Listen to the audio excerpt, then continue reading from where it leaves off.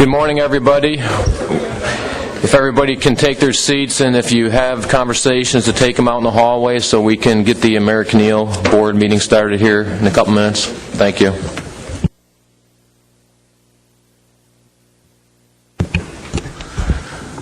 Well, good morning. My name is Tom O'Connell. I'm from Maryland, and we'll be chairing the AmEelBoard Management Board meeting today. Everybody should have an agenda. As you will see, the major focus of today's meeting is to take final action on Draft Addendum 4. Before we get into the agenda, just want to kind of lay out a few procedures and ground rules for today's meeting. We expect it to be a lengthy meeting, so it's good to set forth some ground rules. First I'll mention is that I'm going to chair the meeting up until the point of the draft addendum discussion. Given Maryland's interest, Bob Beal is going to take over as chair at that point. When we get into public comments, I will remind the public that we have had extensive public hearings and public comment opportunities on the draft addendum. So if you would like to speak during the public comment period at the beginning of the meeting, I would ask that you keep your comments brief and succinct to the board, and that they not be related to the addendum. I know that there's a couple people who want to provide some public comments on kind of the overall status of deals, and we will allow a brief opportunity for that. Those individuals from the public that want to make comment on specific actions that are being decided today in the addendum, I have spoken with Bob Beal, our executive director, and he will allow public comment as time allows. So if you want to make a comment, wait until a motion is made and seconded and deliberated by the board, and if time allows, Bob will make some time available for the public to comment on those items. Also, in talking to Bob, when we get into a deliberation and we have motions being made, we're going to try to utilize our meeting rules, where Bob will ask for those who want to speak in favor and in opposition of the motion, and we'll try to go one for, one against, give everybody an opportunity to speak once, and if time allows, a second opportunity. So hopefully those procedures, as was well done by Doug Grout with Striped Bass, will help us along and get in this meeting through today. So going forward, in regards to the agenda, we'll be asking for an approval of the agenda, but I will note a couple of changes if the board approves. One is item number 4, elect vice chair. We did cover that the last meeting, and John Clark was elected vice chair, and we're not going to let him off the hook that quickly. So we will remove that from the agenda. We will substitute in that spot an update from U.S. Fish and Wildlife Service Sherry White, who would like to provide the board an update on the status of the Fish and Wildlife Service review of the eel listing petition. And I think that's timely to do at that point before we get into the draft addendum discussion. And I'm understanding that Representative Vereb, who hasn't arrived yet, would like, I'm sorry, I haven't had a chance to meet you yet, would like to add an item on their other business in regards to the 9-inch minimum size and 1/2-inch by 1/2-inch mesh size in regards to tolerance. Is that correct, Representative Vereb? Yes, it is. Thank you. All right, and welcome to the Atlantic States Marine Fisheries Commission. Appreciate you having you here, and look forward to discussing these issues with you today. Is there any other changes to the agenda? Seeing none, the agenda with those changes will stand approved. Approval of our proceedings from the May 2014 meeting. Is there any comments or suggested changes to our proceedings from May? Seeing none, those will stand approved. The public comment period, I know we have at least a couple people signed up to speak. Those who would like to speak, in case you didn't sign up, can you give me a show of hands so we can just gauge the amount of time that we need? All right. All right, sounds like we have about 3. I would ask that you would keep your comments to 3 minutes, and try to avoid getting into the specifics of the draft addendum. As I mentioned, that will be a later agenda item. We have Dr. Steve Cadron. Would you like to come up and introduce yourself for the record? Good morning, and thanks for the opportunity to comment. I am Steve Cadron. I'm a professor of fisheries oceanography at the University of Massachusetts Dartmouth School for Marine Science and Technology.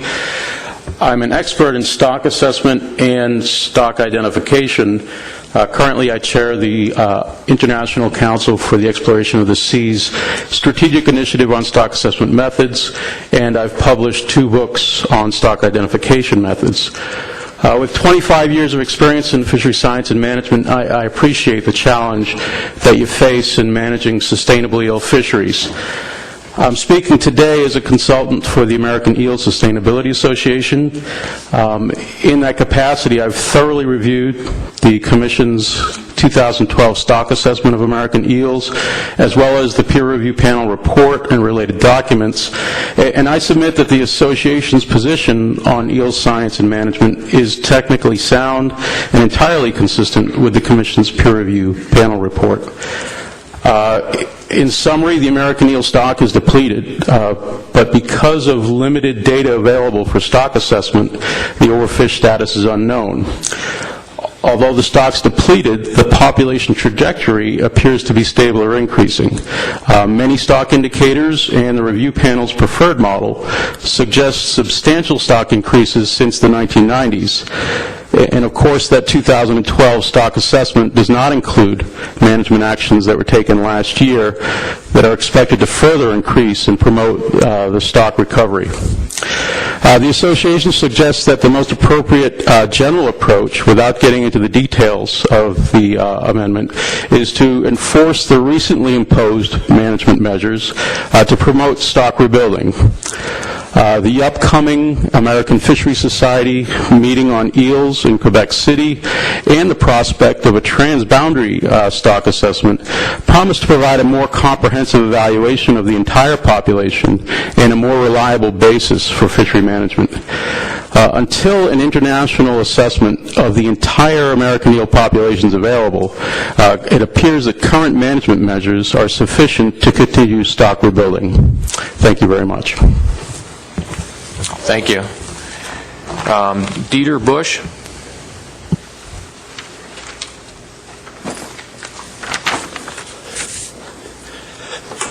Good morning. My name is Dieter, D-I-E-T-E-R Bush. I am the retired chief of the Lower Great Lakes Fish and Wildlife Program, and I also have some experience with this commission as having been the ISMP director for a few years, starting in 1999, and I was the first author of the American Eel Management Plan. I did not know at that time, when I took on the assignment as a volunteer working for the Fish and Wildlife Service, that there was a plan development team. So I did prepare the first draft pretty much by myself with my office staff. And one of the things that I added into the plan, based on my research experience on the Lower Great Lakes, was the assessment of young of the year. Knowing the difficulty in identifying the age of eels, is very hard to get a good population estimate, but as glass eels are pretty much uniform in age, I put that in, realizing sampling methods would be difficult, and this has been an ongoing program. In comparing it to what we did in the Lower Great Lakes, we used index stations, and they became more valuable over time, but then we were able to follow the year class of fish like yellow perch and walleye from young of the year to yearlings, and even 2-year-olds in yellow perch and yearlings in walleye, and then put that into the commercial database where we had year class analysis from the commercial landings. We were able to correlate the strengths of the YOYs with the actual contribution to the commercial fishery at better than 0.95 over all those years. And that program is still ongoing, even though the actual methodology has been somewhat changed. I wanted to make a comment about the Great Lakes Fish Commission. I noticed that it's very good to coordinate with other agencies, but I wanted to make clear that the Great Lakes Fish Commission doesn't have the word state in its name. It is not a management agency. It is an umbrella agency to provide money and guidance to the management agencies, which are still done by the states individually and by the province of Ontario. And this is according to the Constitution, and that's the way it is, and they would be wonderful to coordinate with for research purposes, because they do have money and they have expertise. Now, doctors have the Hippocratic Oath to guide them, which nowadays comes down to something as simple as do no harm. Resource managers have the public trust doctrine, which requires managers of public resources to regulate the public fishery so as to prevent the destruction of the fishery in perpetuity. Keeping that in mind, and that applies to all the states and all the agencies that manage the resources, whether direct or indirectly. But then in the Commission's sustainable category, it says management will be based on science, and the goal is to protect and enhance the abundance of American eel in inland and territorial waters, etc. I won't keep on reading this. In looking at this, and knowing when the plan was put together that the population was down to about 1% of the historical levels, that plan should have really been a restoration plan, not a management plan. It was already down in the tubes. And what we have seen from the Canadians and so on, and also there's a publication that I recently provided that's in your briefing document, is that stocking is not really a tool that can be used for eels because they are very complex, and the range of eels is so different. I mean, striped bass management is child's play compared to managing American eel, and I was really wondering about the disconnect between what is in Addendum 4 and what will be happening to you guys if they are listed as a threatened species.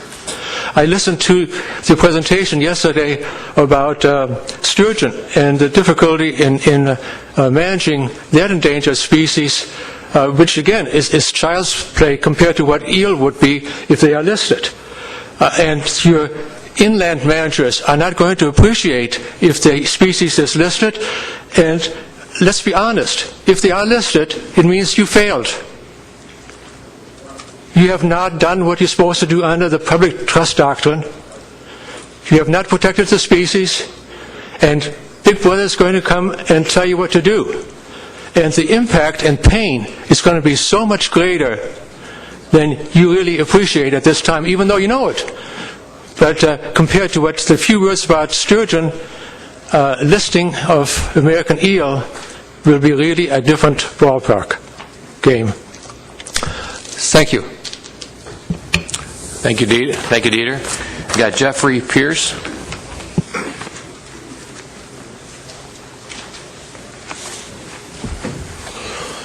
Thank you, Mr. Chair, and the American Eel Board. The Maine Alva Fishermen Association has worked long and hard with the Maine Department of Marine Resources, and I would just like to add we support the state of Maine and their representatives here today. And under other business, when we get to that, I have something I'd like to bring up. Thank you. Thank you, Jeff. And did Doug Huntley have his hand up?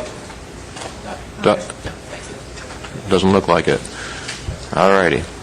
Thank you. All right. The next item on the agenda is an update from the U.S. Fish and Wildlife Service on the American eel listing petition. Thank you, Mr. Chairman. I'm Sherry White, the Assistant Regional Director for Fisheries in the Northeast region for the Fish and Wildlife Service, and I'd like to give you an update on where we are with regard to the petition on eel listing. The service continues to review new information since the 2007 not warranted 12-month finding, and we're currently compiling a summary report discussing the species biology and threats. The report will be sent out for peer review in October, and right now the list of peer reviewers is being refined, but it's our intent to release the biological species report to ASMFC's American Eel Technical Committee for peer review. We really appreciate the technical expertise that the technical committee brings on American eel.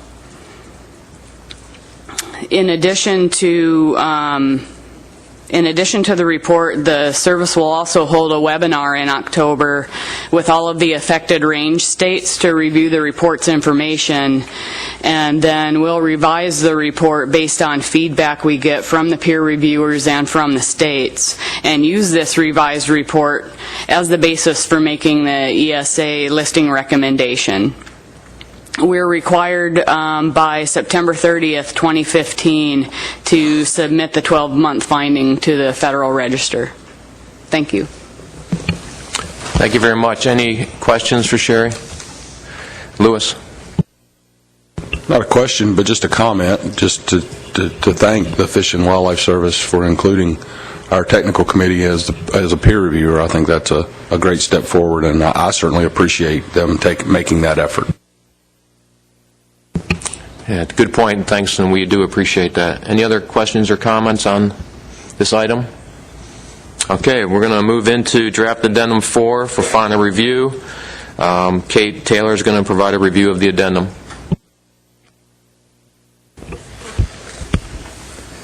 Thank you, Mr. Chairman.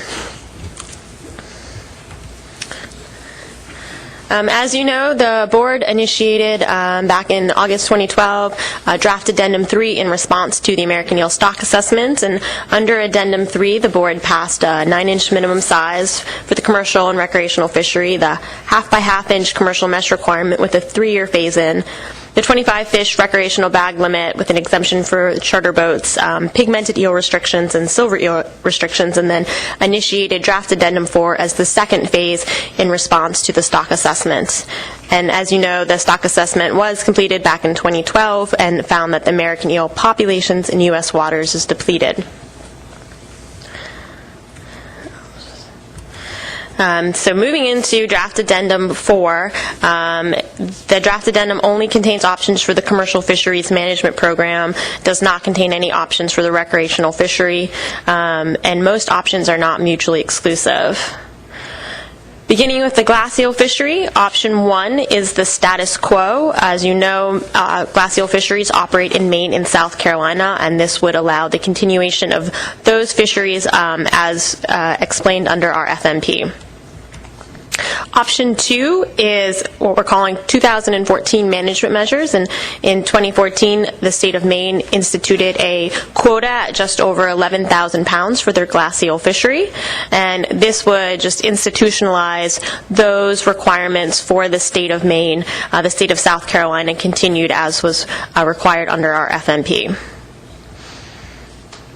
Option 3 is a closure of the fishery, and this could either be an immediate closure or a delayed closure at a time frame specified by the management board. Option 4 was a quota based on landings. These quota options, as you'll see here in the table, are lower for the state of Maine than what they had in place for 2014.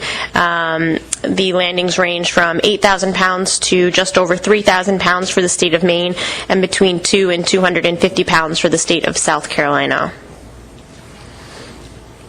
Option 5 is to address quota overages should the board elect quota management, option 4 of this section, and it just simply says that if an overage occurs, the state would be required to deduct the overage from their quota the following year, pound for pound. Option 6 is a glacial harvest allowance based on stock enhancement programs. This was an option added in by the management board at the last meeting. It specifies that any state can request an allowance for harvest of glass eels based on stock enhancement programs that are implemented after January 1st, 2013. And these stock enhancement programs must show a measurable increase in glacial passage and or glacial survival. And examples of these types of programs include habitat restoration projects, fish passage improvements, or fish passage construction. And under this option, there are 3 sub-options for a harvest cap, so that if a state does implement any restoration program, that conservation total, there would be a harvest cap on the fishery that would be allowed under that conservation total, and those harvest caps are 5%, 10%, and 25% of the conservation benefit.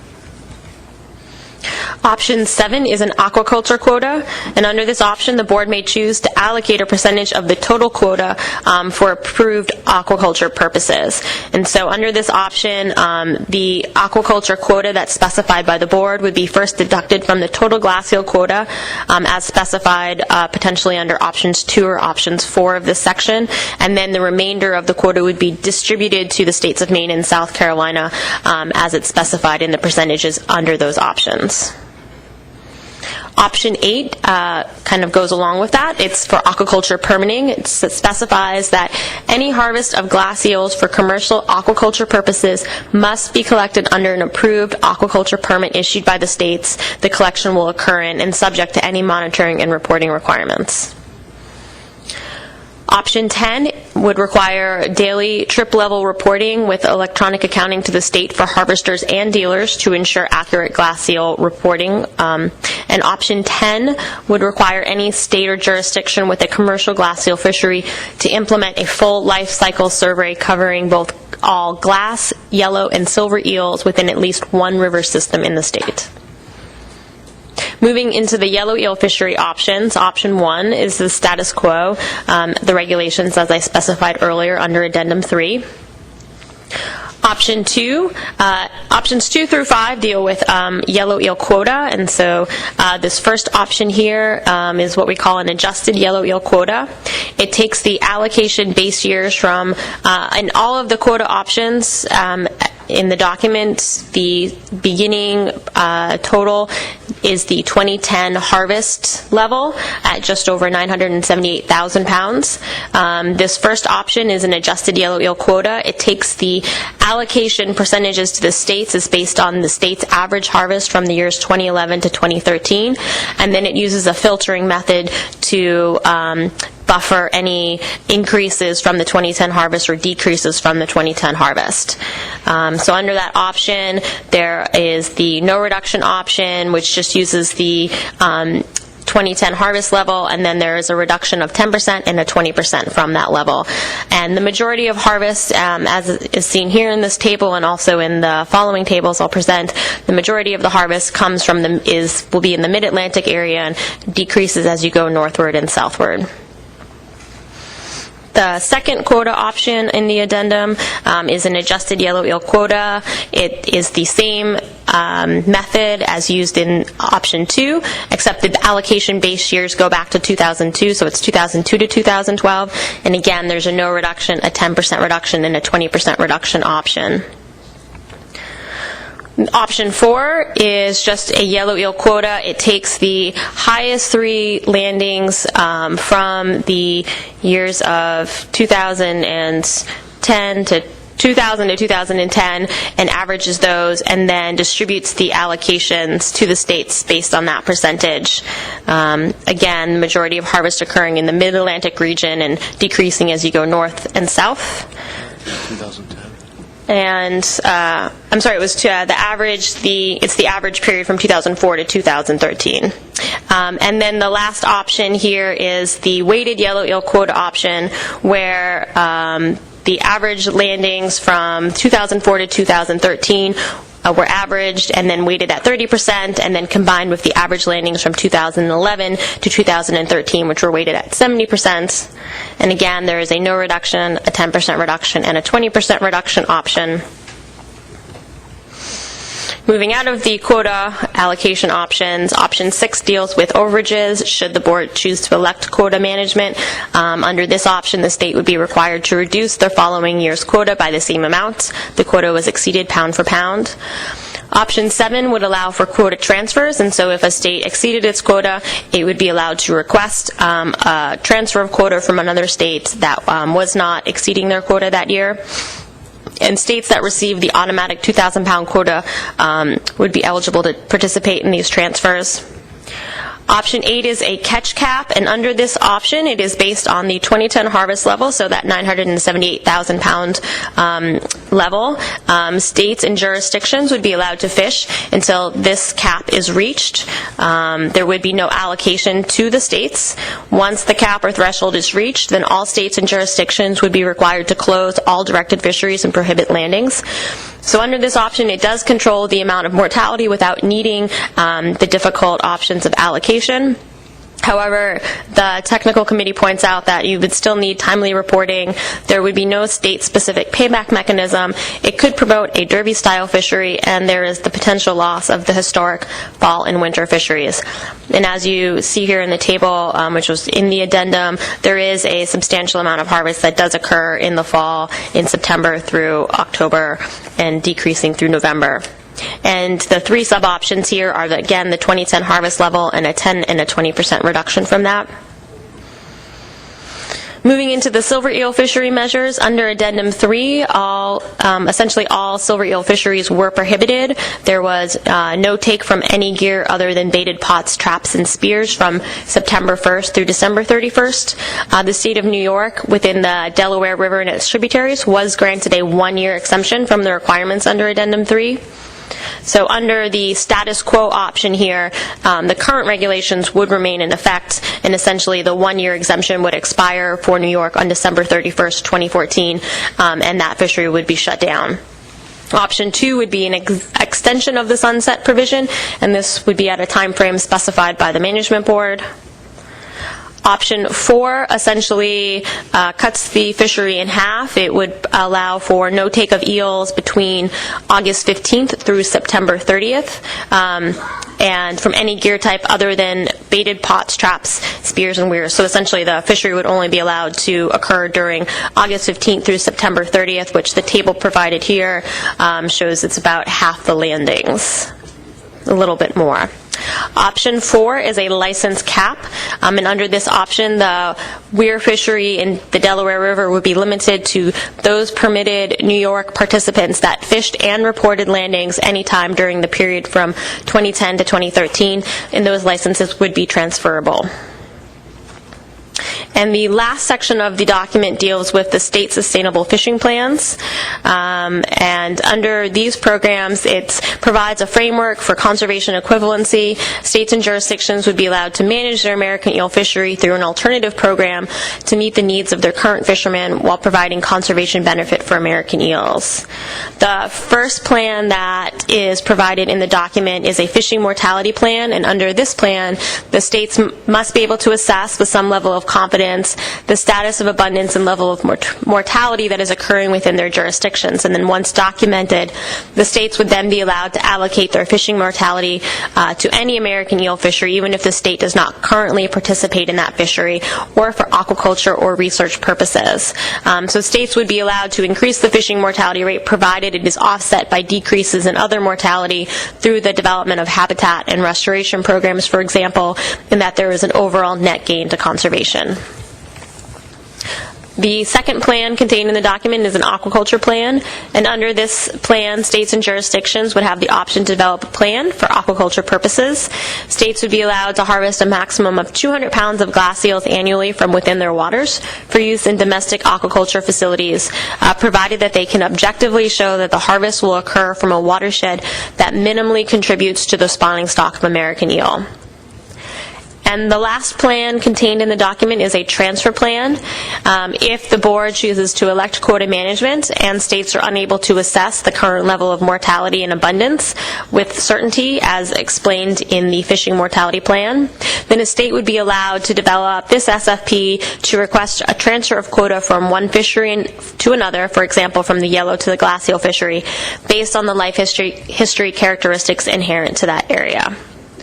And that presents my report on draft addendum 4. Thank you, Mr. Chairman. Thanks, Kate, and well done. Comments or questions on the draft addendum before we get a summary of the public comment? All right. Bob? Thank you, Mr. Chairman, and thank you, Kate, for that summary. I was a bit confused by the characterization of option 4 under yellow eels in the document, and I must admit your presentation just now kind of compounded my confusion. It looks to me that option 4 is more or less, is essentially identical to option 3 in that it bases allocation on the average of the 3 highest years, 2002 through 2012. The difference is that option 4 does not provide those buffering provisions, but otherwise they're the same. And so the way it's labeled here, yellow wheel quota based on 2010, and then you look at the way option 3 is labeled, it just seems awkward. It's the same option, but it's just one has the buffering, the other doesn't. Am I correct in that? Yes, that is correct. Thank you. Any other questions for Kate? I see none. If you could provide a summary of the public comments. Thank you, Mr. Chairman. The public comment period ran from May 30th to July 17th. In total, there were 177 people in attendance at all of the public hearings. There was attendance at every single public hearing, and there were 62 individual written comments and 18 comments received by groups or organizations, and a form letter also prompted 24 letters. Moving into the public hearing summary, there were 14 public hearings held in 12 states. All states held a public hearing with the exception of Pennsylvania, D.C., Georgia, and Florida. As I mentioned, there were 177 people in attendance. 74 were at the 2 public hearings in Maine. There was 1 public hearing and an informational session in New York, which yielded 22 people, and there were 17 people at the public hearing in Maryland. Those were the high numbers. I'd also like to thank the countless state staff that attended the public hearings and assisted in the process. Moving into the public hearing comments on glass eels, the majority of comments that were received were in support of option 10, monitoring, and options 1 and 2, the status quo and the 2014 management measures. And I would just like to note that there was considerable confusion on the differences between options 1 and 2 under the glass eel section. Many commenters use these 2 options interchangeably, and likely they should be considered together. The majority of opposing comments were directed at option 7, the aquaculture quota, option 3, the closure, and option 4, any additional quota management measures. For yellow eels, the majority of comments were in support of the status quo. Opposing comments were directed at any options pertaining to quota management, and commenters suggested alternative regulations, including a 1 by ½ inch mesh requirement, limited entry, and requiring eels-specific licenses. Under the silver eel options, the majority of commenters received were in support of option 2, an extension of the sunset provision, but no time frame was specified by any of the commenters. And with regards to the sustainable fishing plans, only comments in support of including the SFPs in the addendum were received. There was no opposition that was voiced. Just general comments that were also provided at the public hearings focused on the need for habitat restoration, to increase access to habitat, the issues and concerns over turbine mortality, concerns over poaching and illegal harvest in states without a fishery, the need for increased enforcement and fines to help combat poaching and illegal harvest. Comments were received that the stock is not declining, that there is concern for underreporting or inaccurate landings records, which the quota will be based on, and the need for more data collection. Additionally, there were comments provided that the stock enhancement program, option 6 under the glass eel fishery, should go back to 2009 and not 2011, that the regulations for the 1/2 by ½ inch mesh requirement and the 9-inch minimum size under Addendum 3 are unclear and inconsistent, and a tolerance was needed, that there should be more done to tie restoration into management measures, that if overages are allowed, then underages should also be allowed, and this was an option that was removed by the board before the document went to public comment. And additionally, that any glass eel harvest licenses should be given to yellow eel fishermen first. Moving into the written comments that were received, focusing here now on the individual comments, the majority of comments that were received were in favor of option 1 and option 2. 6 comments were in favor of, and 4 comments were opposed to a closure of the glass eel fishery, and 1 comment supported, and 3 were in opposition to a aquaculture quota for the glass eel fishery. Moving into the yellow eel fishery, 3 comments were opposed to any type of quota management for the yellow eel fishery, and there was 1 comment in support of the status quo. 1 comment was in support of the option 4C under quota management, and 1 comment was in support of option 5C, and 1 comment was in support of the catch cap. For the silver eel fishery, 3 comments were in support of an extension on the sunset provision and the time closures. There were 2 comments in support of the license cap and 1 comment in support of the status quo. And there were 2 comments that specifically addressed the SFPs and were in support of them, specifically the aquaculture plan. There was numerous groups that provided public comment on draft addendum 4, and that list is provided in the written comment summary and presented here. Under the group comments for the glass eel fishery, 9 organizations were in favor of a closure of the glass eel fishery, with 2 organizations in support of an immediate closure and 3 in support of a delayed closure. There were 6 organizations supporting the reporting requirements and the monitoring requirements. 5 were in favor of enacting quota management based on the 2010 landings and also allowing a quota transfer along with that quota management measure. 2 organizations were in support of, and 1 organization was opposed to the 2014 management measures, option 2. There was 1 organization that expressed opposition to allowing quota overages and also the stock enhancement program, and there was 1 organization in support of and 1 organization opposed to the status quo. Under the yellow eel fishery, 3 comments were in opposition to any type of quota management. 3 groups were in support of the status quo, and there were 6 organizations that were supporting of quota management, specifically 4 selected option 4, the 20% reduction, as their preferred alternative. Under the silver eel fishery, comments on the silver eel options were about evenly distributed between the status quo, option 2, option 3, and option 4. And under the SFPs, there were 2 comments in support of the state sustainability plans. And there was a table provided in the written summary document that details all of the individual group and public hearing comments. The additional comments that were received in the written comments, there was concern over the depleted population. Individuals and groups stressed that eels are an important part of the ecosystem.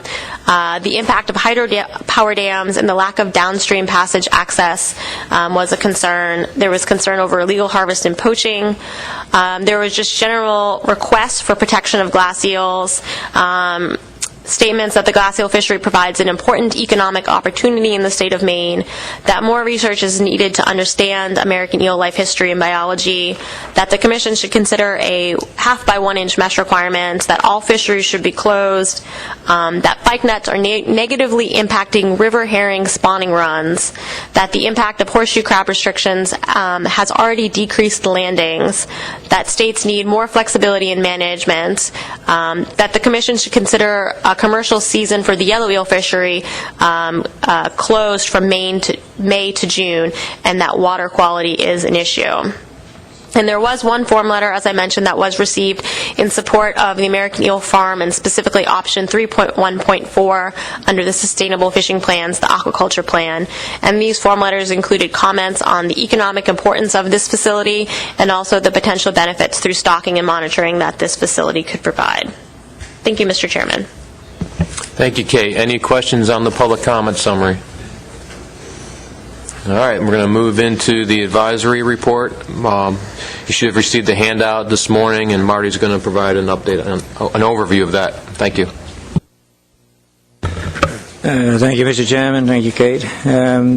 The American Eel Advisory Panel met on July the 18th, 2014, to review the draft addendum 4 for public comment. The AP reviewed the options contained in the draft addendum and received an overview of public comments submitted at a public hearing. Since the public comment period closed on July 17th, a review of the written comments was not available for the AP review. The proposed glass eel fishery option. There was a support by some members for the status quo and option 2, 2014 measures. Comments provided expressed that Maine had enacted measures this year to address rampant poaching, which were tremendously successful. The board should consider seeing how these measures continue to address the problem and make changes as needed. One commenter originally supported the closure, but with the measures Maine enacted this year to address rampant poaching, no longer supported as closure. The commenter also expressed that there is more work to do. There was support by some members for option 4C, 2010 quota, with a phased-in approach, time frame and reevaluation as specified by the board. Two commenters stated that the allocation amount under this option would be too small to keep the fishery going and cause it eventually closure, as were in opposition to all sub-option under. Option 4, quota management. There was some support for option 6, stock enhancement programs, which additionally comments provided requested that the enhancement programs that could be considered go back to January the 1st, 2010 or January the 1st, 2011. There were comments in opposition to option 7, agriculture quota, as it took away from current fishermen. Comments were also pointed out that the option 9 reporting requirements were already in place in Maine. There were comments provided that expressed there needs to be an increase in requirements and verification when exporting eels. The AP suggested that the Commission worked with the United States Forest and Wildlife to increase monetary requirements of exports. There was a unanimous support on option 10, monetary requirements. The proposed yellow eels options. 2 people were in support for the status quo. Commanders expressed that sufficient time has not passed to see the effects of Addendum 3. 2 people were opposed to option 2, quota management, as this was seen as too much of a burden to the fishermen. 1 person was in support of option 4B, 10% reduction, and 1 person was in support of option 4C, 20% reduction. 2 people were opposed to option 7, transfer quotas, mostly due to the inclusion that states that receive 2,000 pound allocations. One person commented on that they do not support the arbitrary 2,000 pound minimum allocation at all. Silver eel fishery. 2 commented in support on the status quo. 1 person commented on the support of option 4, license cap. The sustainable fishing plans. Aquaculture plan. There was 1 comment that the amount should be higher than 200 pounds in order to make it economical. Fishing mortality plan. There was 1 comment how the states would be able to provide all the requirements information if the stock is considered data poor stock. Other comments. 4 people commented on that they were in favor of a license cap or limited entry for the yellow eel fishery to keep participation stable and not promote latent effort from returning. 1 person suggested that a separate eel license should be required in all states. There was a comment that a tolerance is needed, suggested 5% under 9 inches to address the difference between the 9-inch minimum size and the half-by-half-inch mesh requirements under Addendum 3. Comments were expressed that overfishing isn't a problem and that the Commission should work with its partners to address the real problem to the stock, such as turbine mortality and habitat quality issues.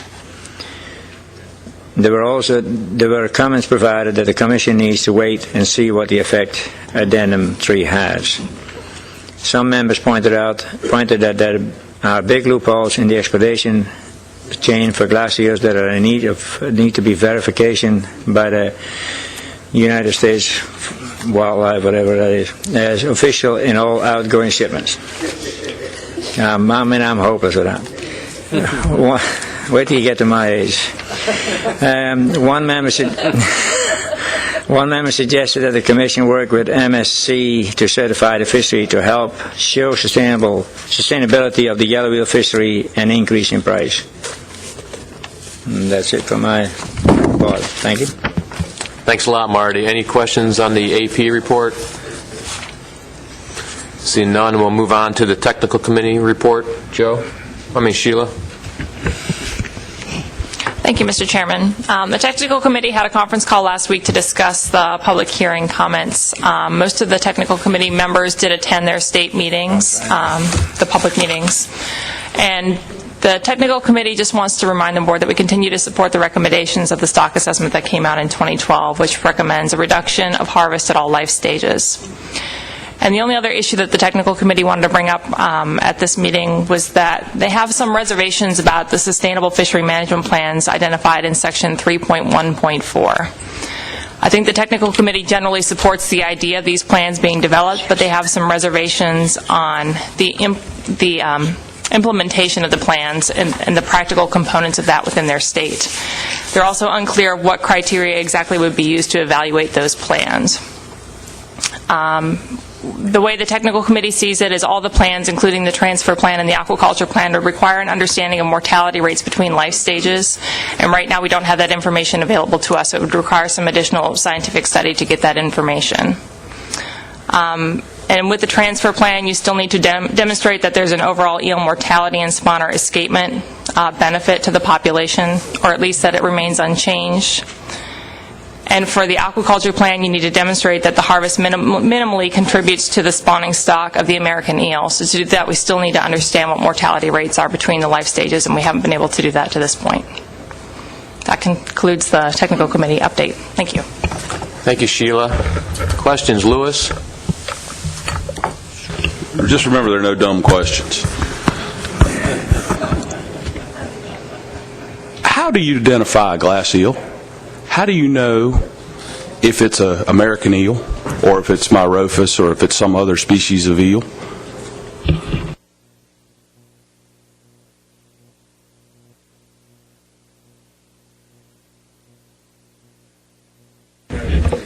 You can't measure the vertebrae when you're in the field.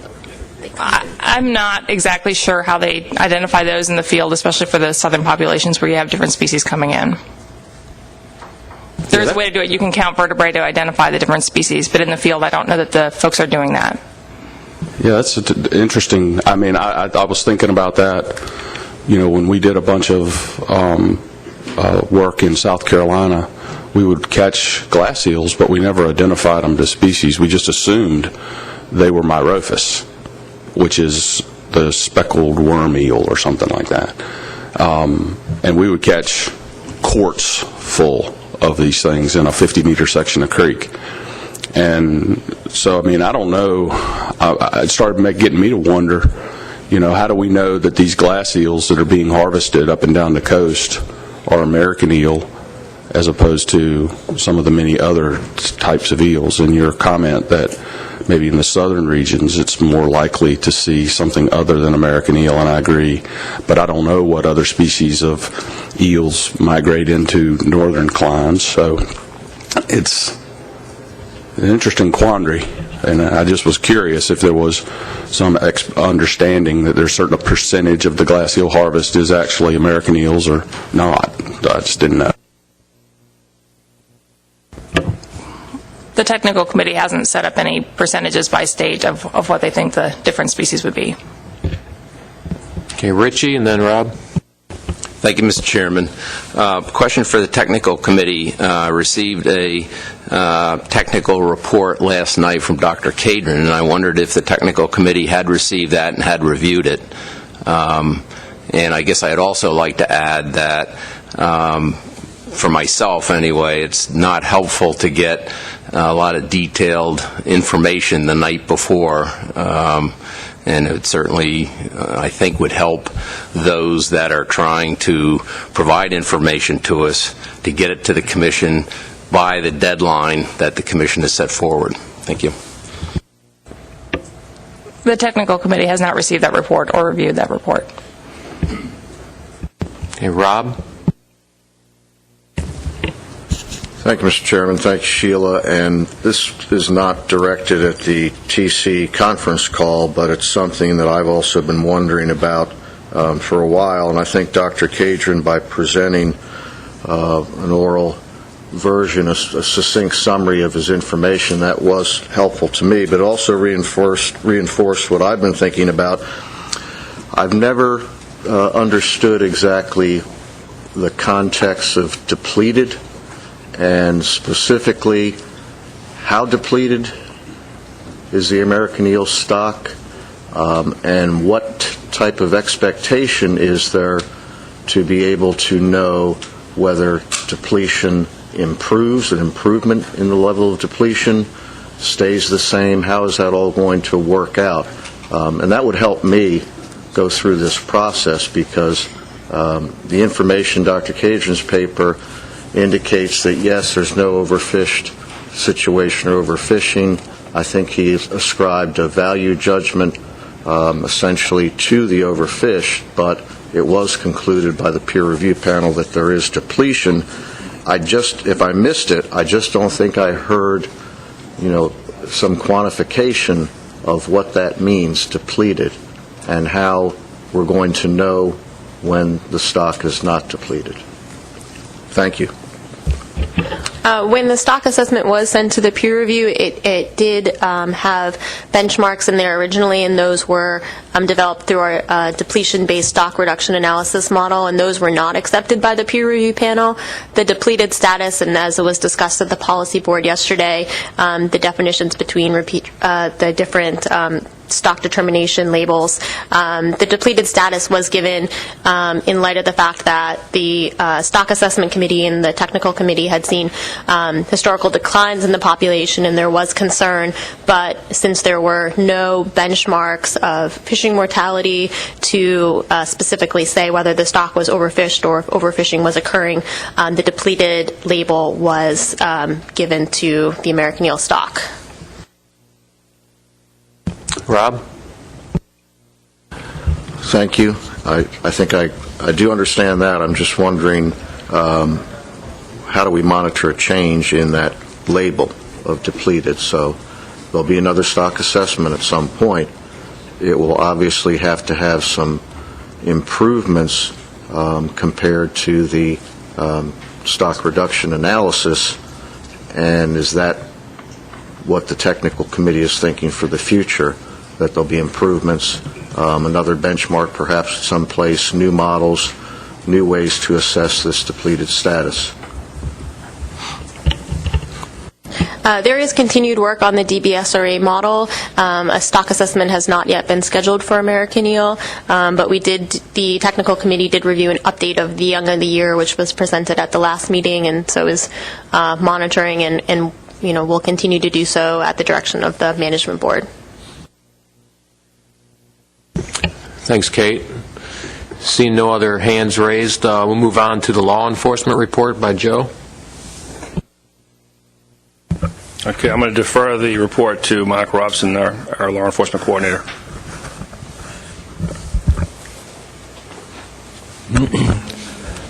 Thank you, Joe. Thank you, Mr. Chairman. I assume I can be heard? Okay, thank you. The Law Enforcement Committee has provided written comments in the past on both Amendment 3 and other provisions that under discussion for the Addendum 3 and for this addendum as well. But in light of the public comment period, and we were asked to convene a teleconference call, which we did on July 29th, and we had 15 representatives of the Law Enforcement Committee and a couple of other enforcement representatives from the participating agencies and states on that call. And Kate reviewed some of the provisions of Addendum 4 and some of the issues that were coming up, and asked us to provide some additional comments if we had any for the consideration of the board. So I'll do that as quickly as I can. And of course, in previous meetings of the Law Enforcement Committee, we have heard reports and very good reports on the status of the changes that Maine made in their enforcement efforts and in their quota management controls. And once again, members of the LEC complimented the state of Maine on their efforts and the success that they've had in reducing violations and increasing compliance, and particularly the neighboring states to Maine. We're appreciative of those efforts. However, at least in the case of the representative from Massachusetts, neighboring states, other states are, in particularly Massachusetts, are still experiencing some illegal harvest activity, even with these somewhat lower prices this year in the market. So illegal harvest activity in neighboring states or other states besides Maine and South Carolina are still continuing to occur, and cases are being made. In respect to the possible provision of allowing, I forget the technical name of the option, but the one that would provide for opening selected waters, I think that would be the way to describe it. There was just a caution, particularly from a state where you might have already a fairly small or limited law enforcement staff, particularly for coastal waters, that if you have a management program that starts opening up selected water bodies while remaining water bodies in that state or jurisdiction remain closed, you're kind of doubling the amount of enforcement effort that's required, both for the areas that are now open, and in addition to that, you have to continue to redouble your efforts for enforcement in those areas that remain closed. So if you have limited staffing and enforcement out there on the water or in the field, you have to keep that in mind if you implement that kind of a limited opening provision. We were asked to discuss a little bit the tolerance issue, and because we had been told that question had come up. And as a reminder, the Law Enforcement Committee has weighed in on this before. We were discussing the minimum size change for yellow eel. And I think our bottom line message was measuring eels is not easy in the field for officers. And particularly if you have a fairly large, this is really a problem for a large quantity harvest. So if you have the potential for an officer to encounter a large number of a particular species, then that makes size measurement even more challenging for the officer, and a great more time involved in dealing with a particular case or potential violation. So I think we pretty much stated that we really preferred looking at something like a gear control, and that's why we like the idea of the mesh size, controlling your minimum size. But I believe our comments in the past were also that you certainly could have both. You could have a size limit of 9 inches, and you also would have that gear limitation to control the minimum size. Actually, that can be effective because you then have a tool that the officer can use both on the water and at the dock. However, they kind of like the idea of using your input, was more or less using your gear control as your controlling mechanism. It's certainly a little easier than measuring eels. So in discussing the possibility of adding a tolerance to the minimum size, the response was that would even more complicate the issue of enforcing a minimum size requirement. And again, particularly with a large quantity harvest, where you can't weigh, you can't look at a percentage tolerance in terms of weight. They can't do that. And so if you have a situation where there's a percentage tolerance for smaller sizes, essentially the officer has to, and Chief Fessenden can clarify this if I don't get it right, but essentially that requires in a stop, or if a suspected large number of fish are under that size limit, the officers, you basically have to sample that entire catch and determine whether or not they've exceeded their tolerance. This, of course, adds a great deal more effort, and it also complicates the possible prosecution of these cases. So they're not really supportive of adding that size tolerance. It would certainly complicate enforcement of the size requirement. There was some discussion about the possible aquaculture program. We really aren't able to comment specifically on whether that presents any particular problem for enforcement. Obviously, we deal with in aquaculture issues all the time, other species where there might even be breed stock collected from the wild. But it would certainly necessitate careful monitoring and accountability. If glass eels are taken out of the field to be used for broodstock and aquaculture operations, the careful monitoring and accountability would really control whether there would be any enforcement problems or not. So we would need to really keep an eye on that and see if there were any potential impact on export monitoring and control, which is currently being done primarily by the U.S. Fish and Wildlife Service. And that would conclude my remarks, unless Chief Fessenden has any further remarks, Mr. Chairman. Thanks a lot. You have any other comments, Joe? You good? I'd just like to restate the fact of the experience we had back last year in Maine, 2014 season. In 2013, we had 289 violations, silver violations. Most of those were unlicensed fishermen. This year, we only had 39 violations. So the steps we've taken, and working with our federal partners, certainly the U.S. Fish and Wildlife Service, working with them and working with the states from Florida to Maine, I think we've done a heck of a job getting this fishery under control. And I just see it improving. Enforcement, compliance, I see that improving as we go along.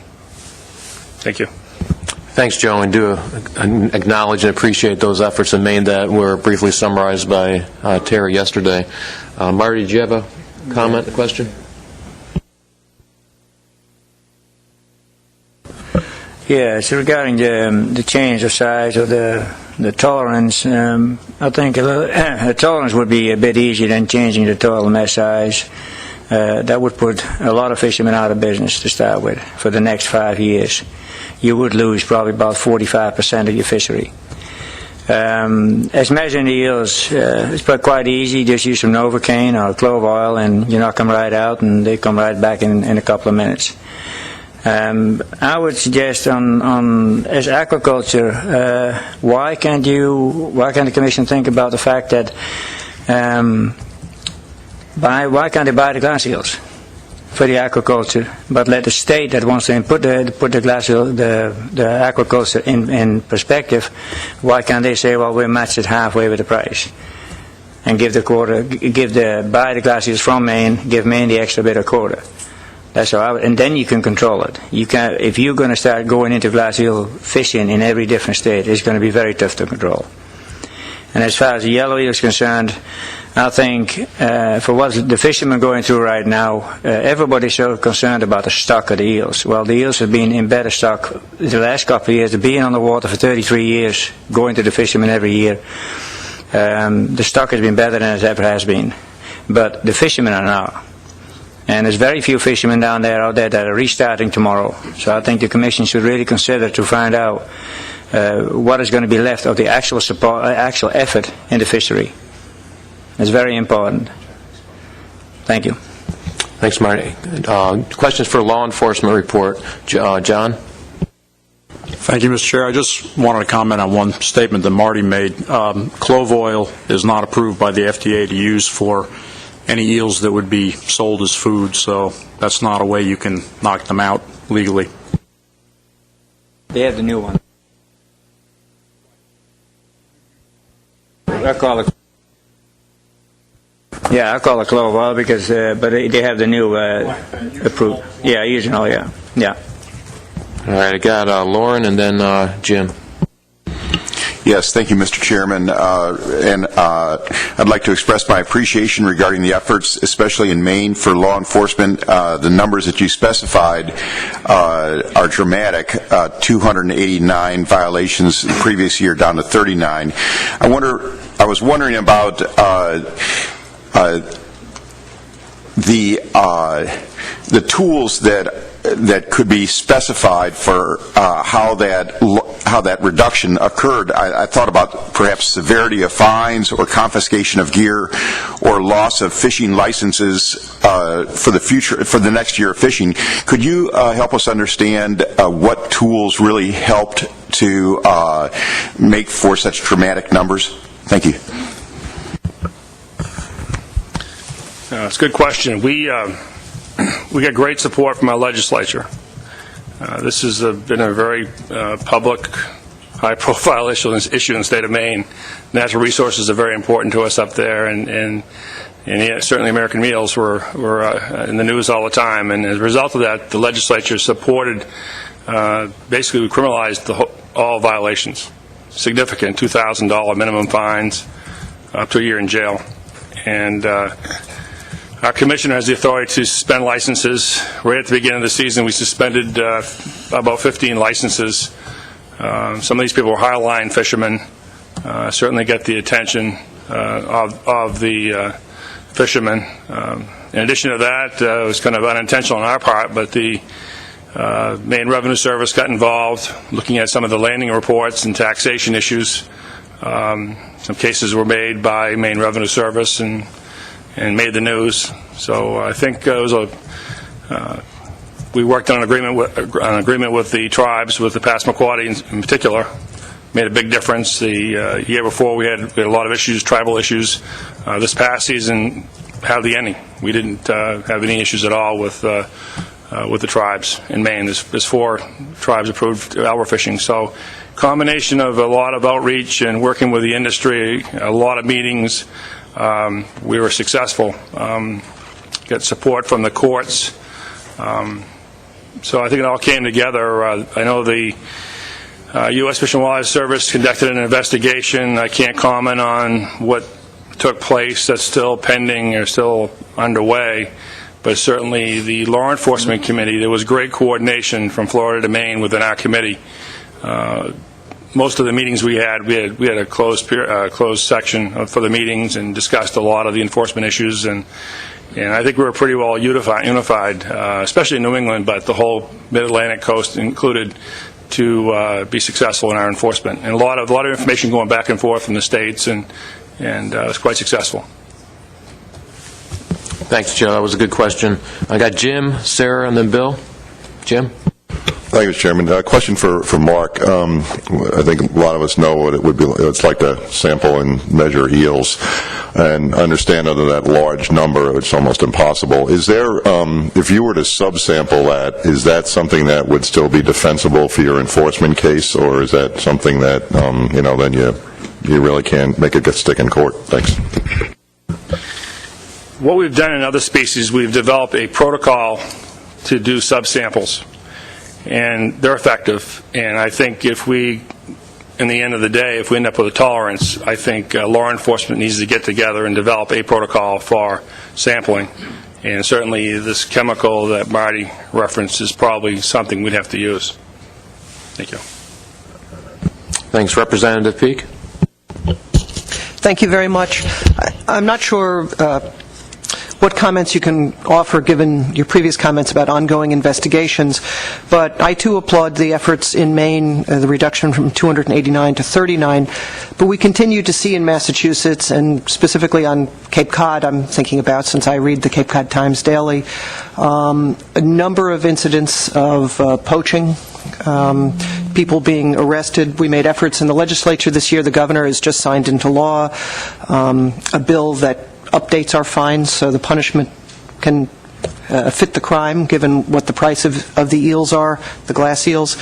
So if things have tightened up in Maine, I guess my fundamental question is, these folks who come down to the Herring River in Harwich or in Mashpee and are illegally harvesting these glass eels, where are they finding a market, and how do we close that last bit of the funnel, I guess, that these they must be finding a market someplace?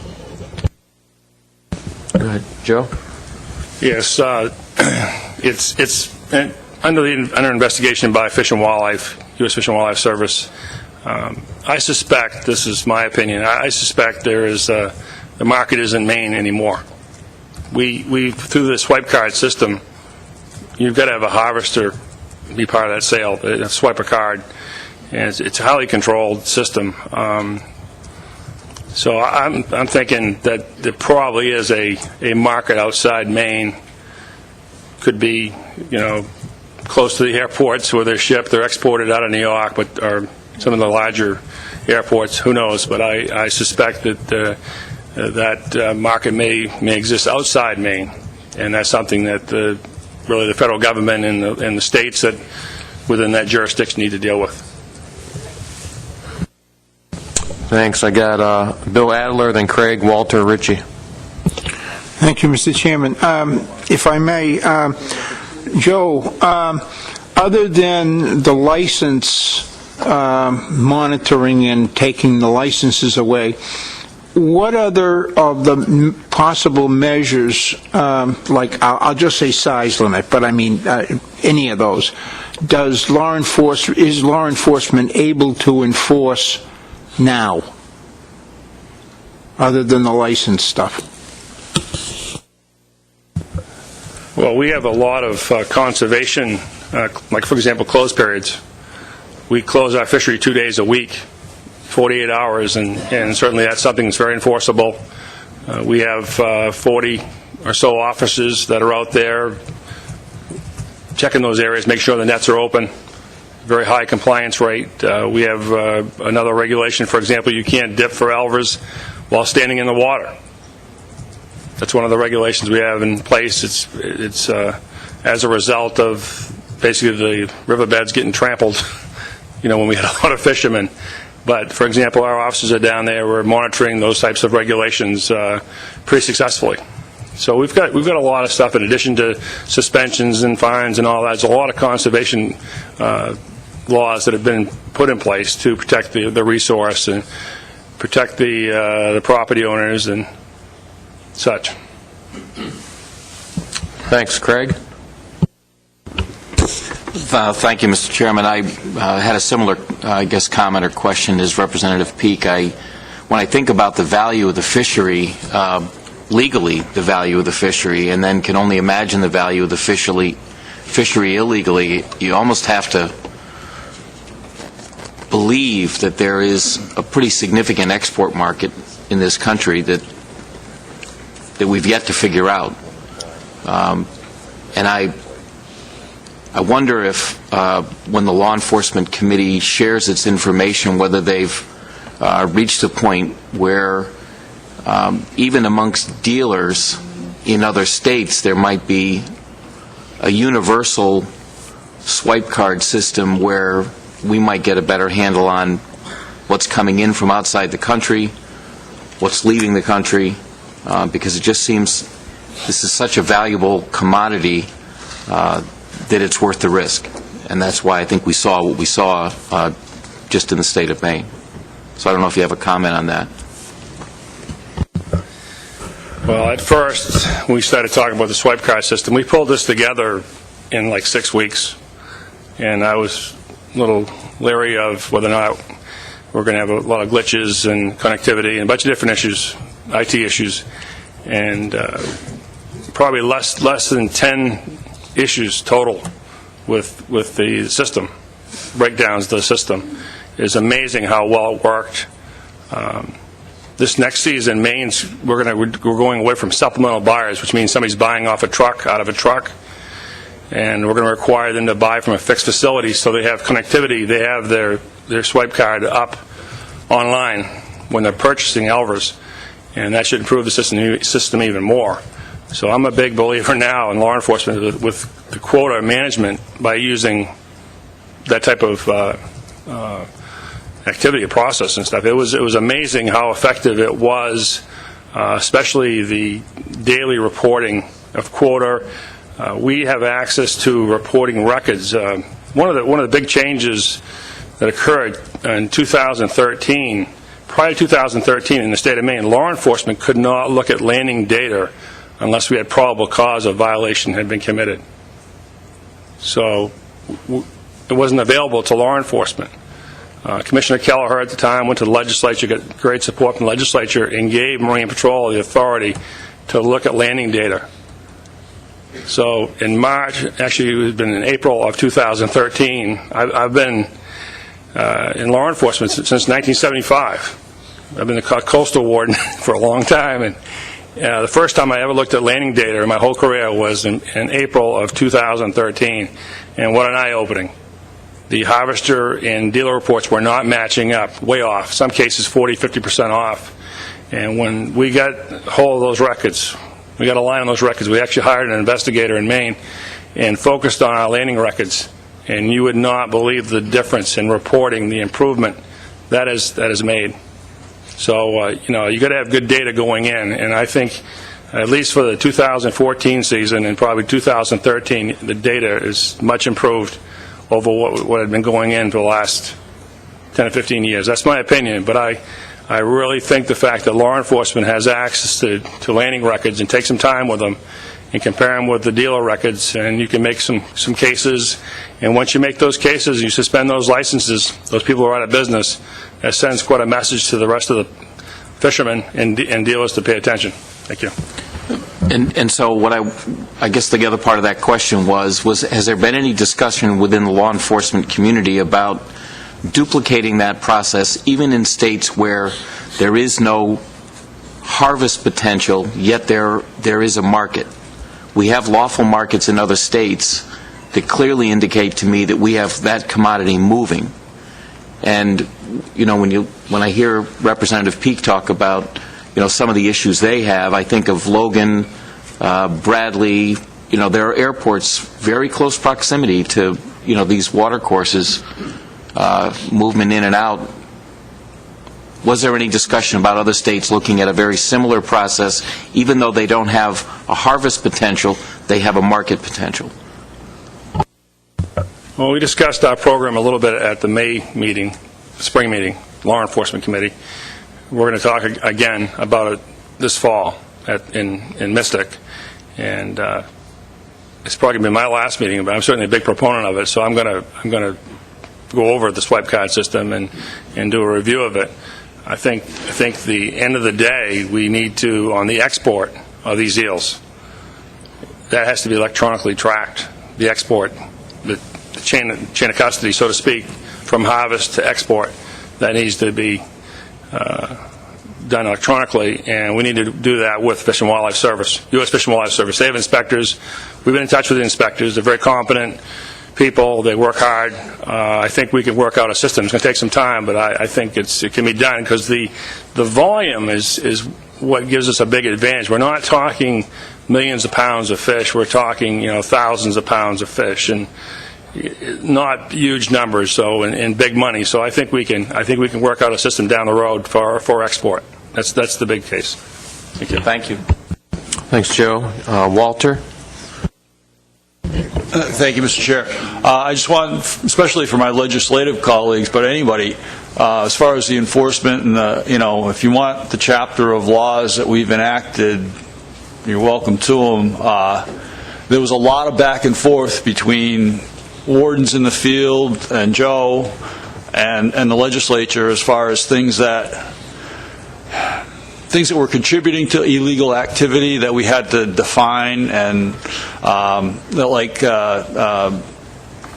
to make it a crime for somebody who's acting as a lookout for a poacher to be able to be prosecuted. Things like that cropped up, and we realized there was nothing on the books that could allow that person to be fined. And so it took a few years to really get this chapter written, but it's pretty extensive, and if you want a look at it or you want to copy it word for word, that's fine with us. Thank you. Thanks, Walter. I got Richie, and then David, and then Rick. Thank you, Mr. Chairman. As you remember, New Hampshire had a tremendous amount of violations in the previous year, and this last year we had 0. Our legislature also raised fines substantially, and also a second offense now is a felony. The one issue that we have is the degree of effort has not gone down. So part of 0 is the amount of effort that law enforcement is putting into making sure that nothing's going on. So that we're still expending a lot of resources to make sure of that. And then a question for Joe: does Maine track the ownership of eels until it leaves the state? In other words, you track it when a dealer buys it, and if that dealer in turn sells to somebody else, is that tracked in Maine, or can someone own eels legally that you're not tracking in Maine?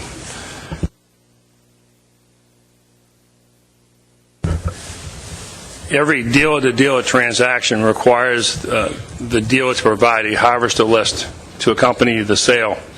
So it's not done electronically, but there's a list.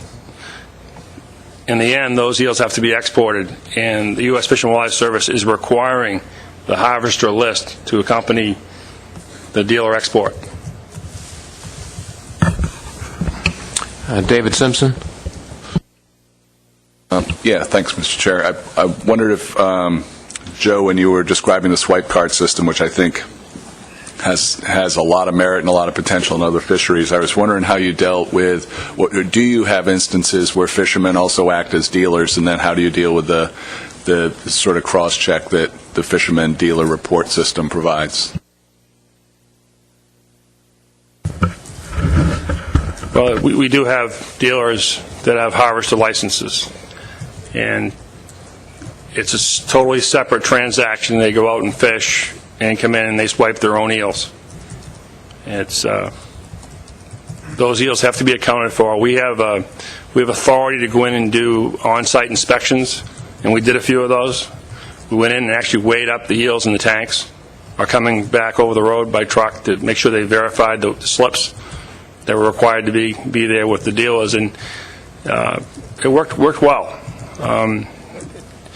It's certainly something to discuss down the road. If it became a problem, I wouldn't be surprised. We'd probably make a recommendation to wouldn't remove the harvester from having a dealer license. But right now, it's still legal in Maine. It worked okay. I got Rick Bellavance and Dan. Thank you, Mr. Chairman. Just for the board's information, I'm putting my ACCSP hat on here for just 1 second. Recognizing the success that Maine had with their swipe card project, the ACCSP is funding through Massachusetts a swipe card project as well to develop software that will be available to all the different partners. And the hope is that not just for eels but other species as well, quota-based management, especially small quota-based, small quotas, the swipe card technology will work to make everybody more efficient, and just wanted to pass that along. Thanks, Rick. Dan? Thank you, Mr. Chairman. Joe, I think it's really commendable that you guys have developed this system that's so modern and appears really efficient and effective. I do have one question. Do you think in the long run it may be valuable to have the harvesters recording their information in a logbook that could also be inspected by enforcement? Because I understand your program, if a harvester doesn't sell the product, that it doesn't necessarily get recorded anywhere. Or if a harvester opts to delay selling, waiting for prices to go up, some of those elvers could die, and you've lost that. And one of the concerns I have in the long term about the single ticket swipe card system is we lose that second check, because in most instances there's no love lost between harvesters and dealers. So you get these two independent data sets that often give you a chance to corroborate what's going on. So do you think that in the long run, to really tighten it up even better, you would consider a logbook? Well, we still have a harvester logbook, and they're required to be filed by the 10th of the month. So, for example, if they fish in April, by May 10th, the harvester logbook comes in addition to the electronic report that comes in from the dealer. And we had a few dozen fishermen that went over their quota, and when I say over their quota, under 2 pounds over their quota. And we're investigating those cases, so we waited. One of the ways to investigate it is wait for their harvester logbook to come in and compare it with the dealer records. And in every case, the dealer records were accurate, and at the end of the day, the harvester admitted going over 1.25 pounds or whatever it might have been. So the harvester logbook is still required, and that's a daily catch.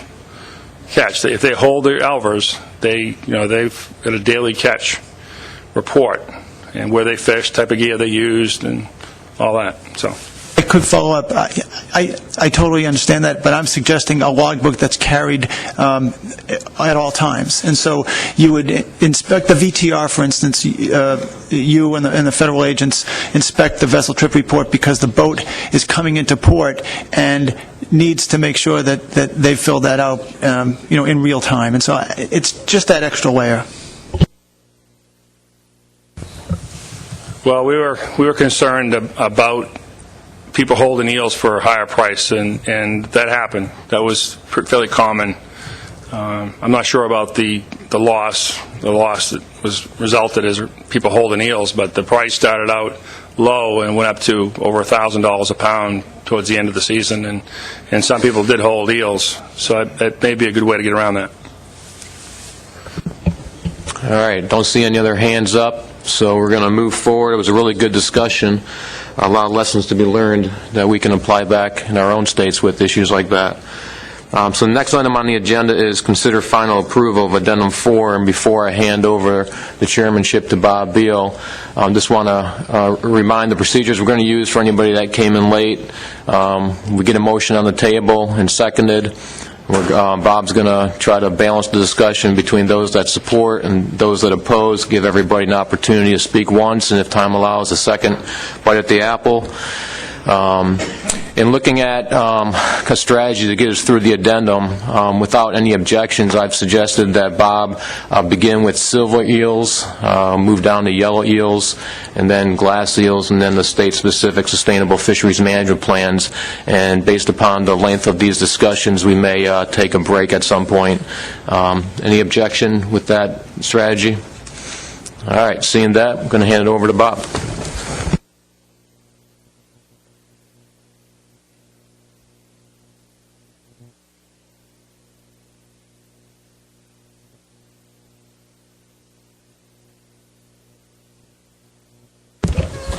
All right, thank you, Tom. Appreciate the intro and setting the ground rules so you look like the tough guy and not me.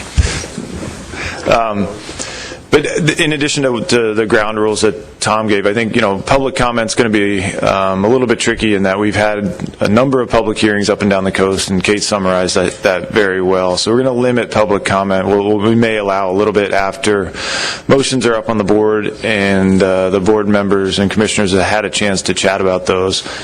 We may allow one or two comments for some of the motions. Just most of that depends on the time that we have. So with that, and following the guidance from the Chairman O'Connell, I will go ahead and start with silver eels, Jim. But before I do that, Representative Vereb asked to be recognized to make a few general comments on eel management. So again, welcome to the Commission, Representative Vereb, and the floor is yours. Thank you, Mr. Chairman. Glad to be here. It is my privilege to represent a suburban district outside of Philadelphia, and to have been appointed by the Pennsylvania Speaker of the House to serve as a commissioner with you. It's great to be out of Pennsylvania for a few days with a fractured budget going on. The decisions today are important for the fishery, the people of Pennsylvania, and the citizens of the United States. Regulation comes at an economic cost. If the species were under imminent threat, I could agree additional restrictions would be warranted. The objective data doesn't show me that the population is threatened. To the contrary, that there are positive signs. American eel is continuing to rebuild from 2007, when U.S. Fish and Wildlife concluded that the American eel was neither threatened nor endangered. As many of you have seen, young of year recruitment has been strong in recent years, with 5 states reporting record high young of year recruitment in 2012 versus only 1 low. When eels get access to new habitat, such as when dams like the Embry Dam on the Rappahannock are removed, or eel passages develop like on North Carolina Power's Roanoke Rapids Dam, eels quickly expand into that habitat in large numbers. The 2012 Stock Assessment DBSRA model, which is a catch-based model, shows biomass increased 41% in the last 15 years.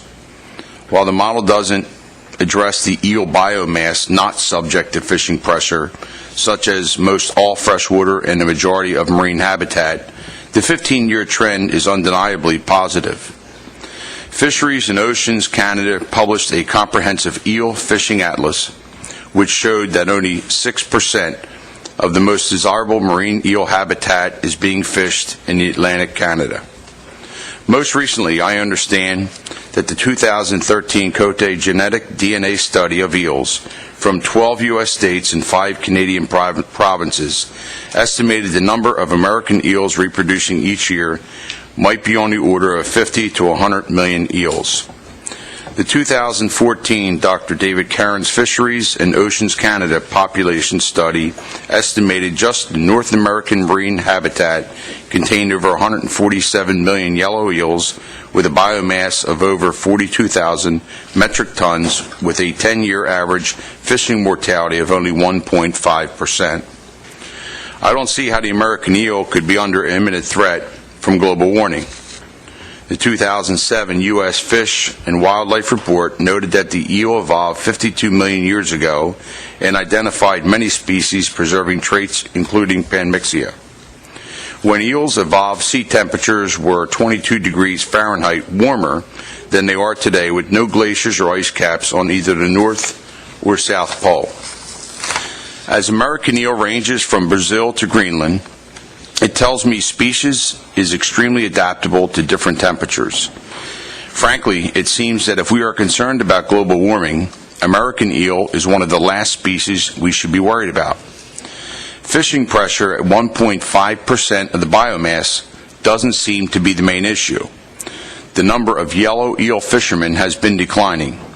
U.S. yellow eel harvests have been relatively steady, averaging 940,000 pounds a year for the last 16 years. Maryland's Department of Natural Resources reported that before the Conowingo Dam was built, the annual harvest from the Susquehanna River was approximately 1 million pounds, which exceeds the average annual harvest of the last 16 years for the entire U.S. Last year, this body passed Addendum 3, which introduced coast-wide commercial fishing restrictions, raising the minimum size 50% from 6-inch to 9-inch. Introducing a coast-wide minimum gear mesh size of 1/2 inch by 1/2 inch, restricting fishing to baited pots to essentially eliminate the targeting of spawning silver eels heading out to the Sargasso Sea to breed, and eliminating the fingerling or pigmented eel harvest. One small modification to these new rules seems necessary, since a small number of eels, less than 9 inches in length, cannot escape through a 1/2 inch by 1/2 inch mesh, and it's not economical to measure every live squirming eel.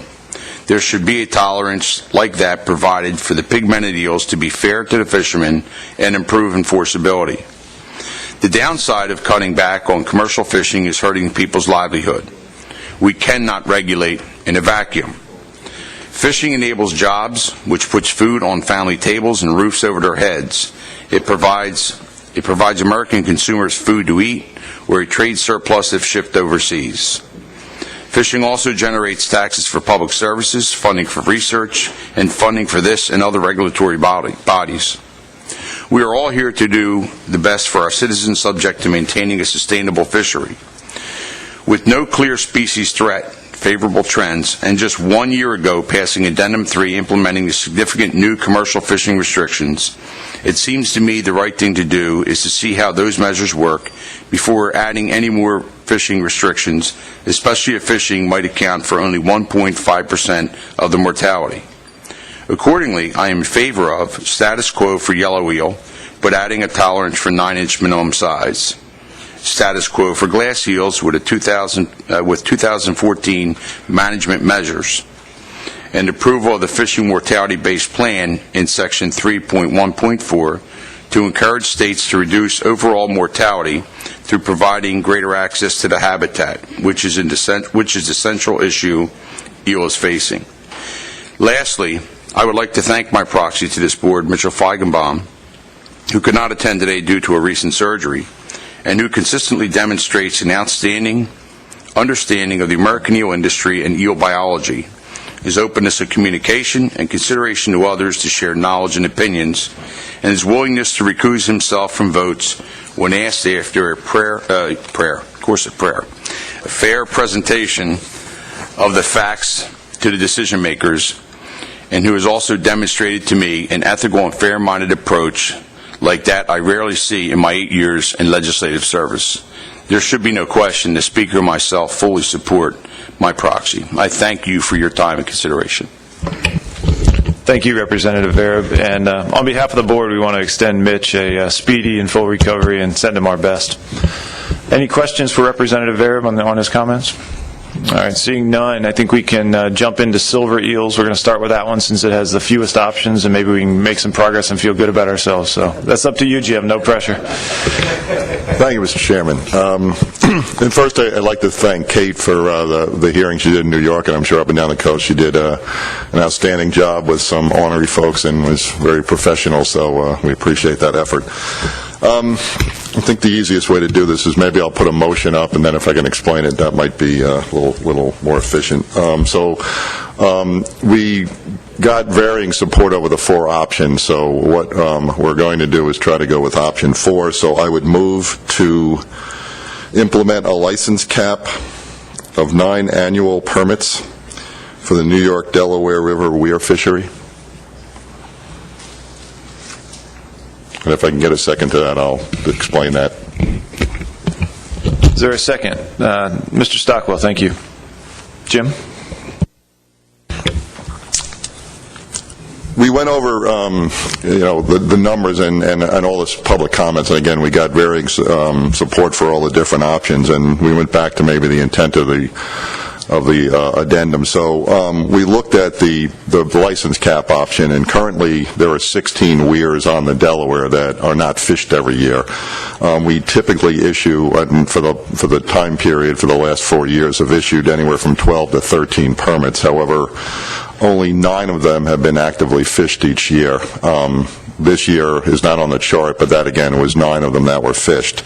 So again, this is a relatively small harvest. A lot of even though it's classified as a silver eel, many of them are actually yellow eels that are taken. So it's, if you looked at some of the earlier charts, we're looking at a harvest of somewhere in the vicinity of 3,000 to 6,000 pounds annually. So based upon that, and again with the pending listing, whatever, next year, we decided this would be a good move at this point in time to kind of limit the fishery down to what the active fisherman was, and I think that was the intent, to maintain that historic fishery but put some controls on it. So thank you. Thank you, Jim. Questions of the maker of the motion or comments on the motion? Yes, Bob. Thank you, Mr. Chairman. To Jim, or perhaps Kate, because it was Kate who mentioned during her presentation that under this option the licenses would be transferable, but I don't see that in the addendum. So I'm wondering about that and thinking about whether or not that should be part of this motion or not. And I'd like Jim's comments on that. Thank you. Well, the last meeting, it was actually listed in the option that they would not be transferable, so we took that out. The understanding was that they would be transferable. I mean, we could put that in, but again, that was, I think, pretty well understood that these would be transferable. Yes, follow-up? Thank you. So my struggle, or the issue that occurs to me, is if I understand the core principles of this addendum, it's to reduce fishing mortality, base those reductions on the terminal year of the assessment, which is 2010, and focus particularly on glass and the silver eel life stages. I believe that's stated fairly specifically in the intro. So I'm just wondering how this addresses that principle in the addendum. How would this measure with regard to silver eels reduce mortality using the 2010 base year? It looks to me like it sort of locks in status quo. I guess with 9 licenses, it looks like it's about what it was in 2010. So in that sense, it sort of locks things in, but I don't see where the reductions would occur. Thank you. Jim, do you want to comment on that? Well, it came from 2 points, Bob. If you look at the potential harvest, I mean, the last few years we haven't had it, but it's been increasing. So we have had up to, again, each year we issue 12, so we cut that by 25%, the actual potential fishing that could go on. Secondly, you look at the magnitude of the fishery. Again, we're talking a few thousand pounds relative. You start looking at the yellow eel fishery, 1 million pounds on the coast. So it's very small. And it's, I don't know what the best way to characterize it, but it's, again, historic fishery that's a very small, harvest relative to the coastwide population. So we're thinking of keeping it at 9 makes sense. It keeps it at that lower limit, and again, it allows the fishery to continue up until we see more information on first the ESA listing, because if that happens, it's going to change the whole plan. And again, what's happening in terms of recovery in the fishery. So it seems to be a reasonable approach at this point. Thank you, Jim. I had Adam Nowalski. Thank you very much. Was there any discussion or consideration for combining that license cap with any time closures as well? The time closures we had a lot of discussion on it because if you look at it, it seems very simple in terms of, it was a 50% reduction in harvest, but the way the fishery is prosecuted and the way it works actually is very weather dependent. So it really varies quite a bit if you get the wrong weather patterns over the year. Essentially, the way it works is that you need the exact amount of rainfall that washes the eels out. So that's why the variability is so much, because some years you just don't get the rainfall, other years you do. So quite frankly, if you did that 50%, what you think is a 50% closure by stopping the fishery in September, but you got all those rainfalls, you could actually get a much larger harvest. So it really didn't seem a way to stabilize the harvest. So we didn't go with that. Thanks. Adam, do you have a follow-up? Yeah, I did. And just in terms of the 9 licenses, the licenses that were depicted under option 4 in the addendum, where it showed up to 9 people fishing, it was those 9 individuals. It wasn't a case of from 2010 to 2012. Even though there was no more than 9 licenses issued in a year, that wasn't 20 total fishermen over that time period. It was the licenses were issued to the same people. So the intent here is to issue these licenses to those people.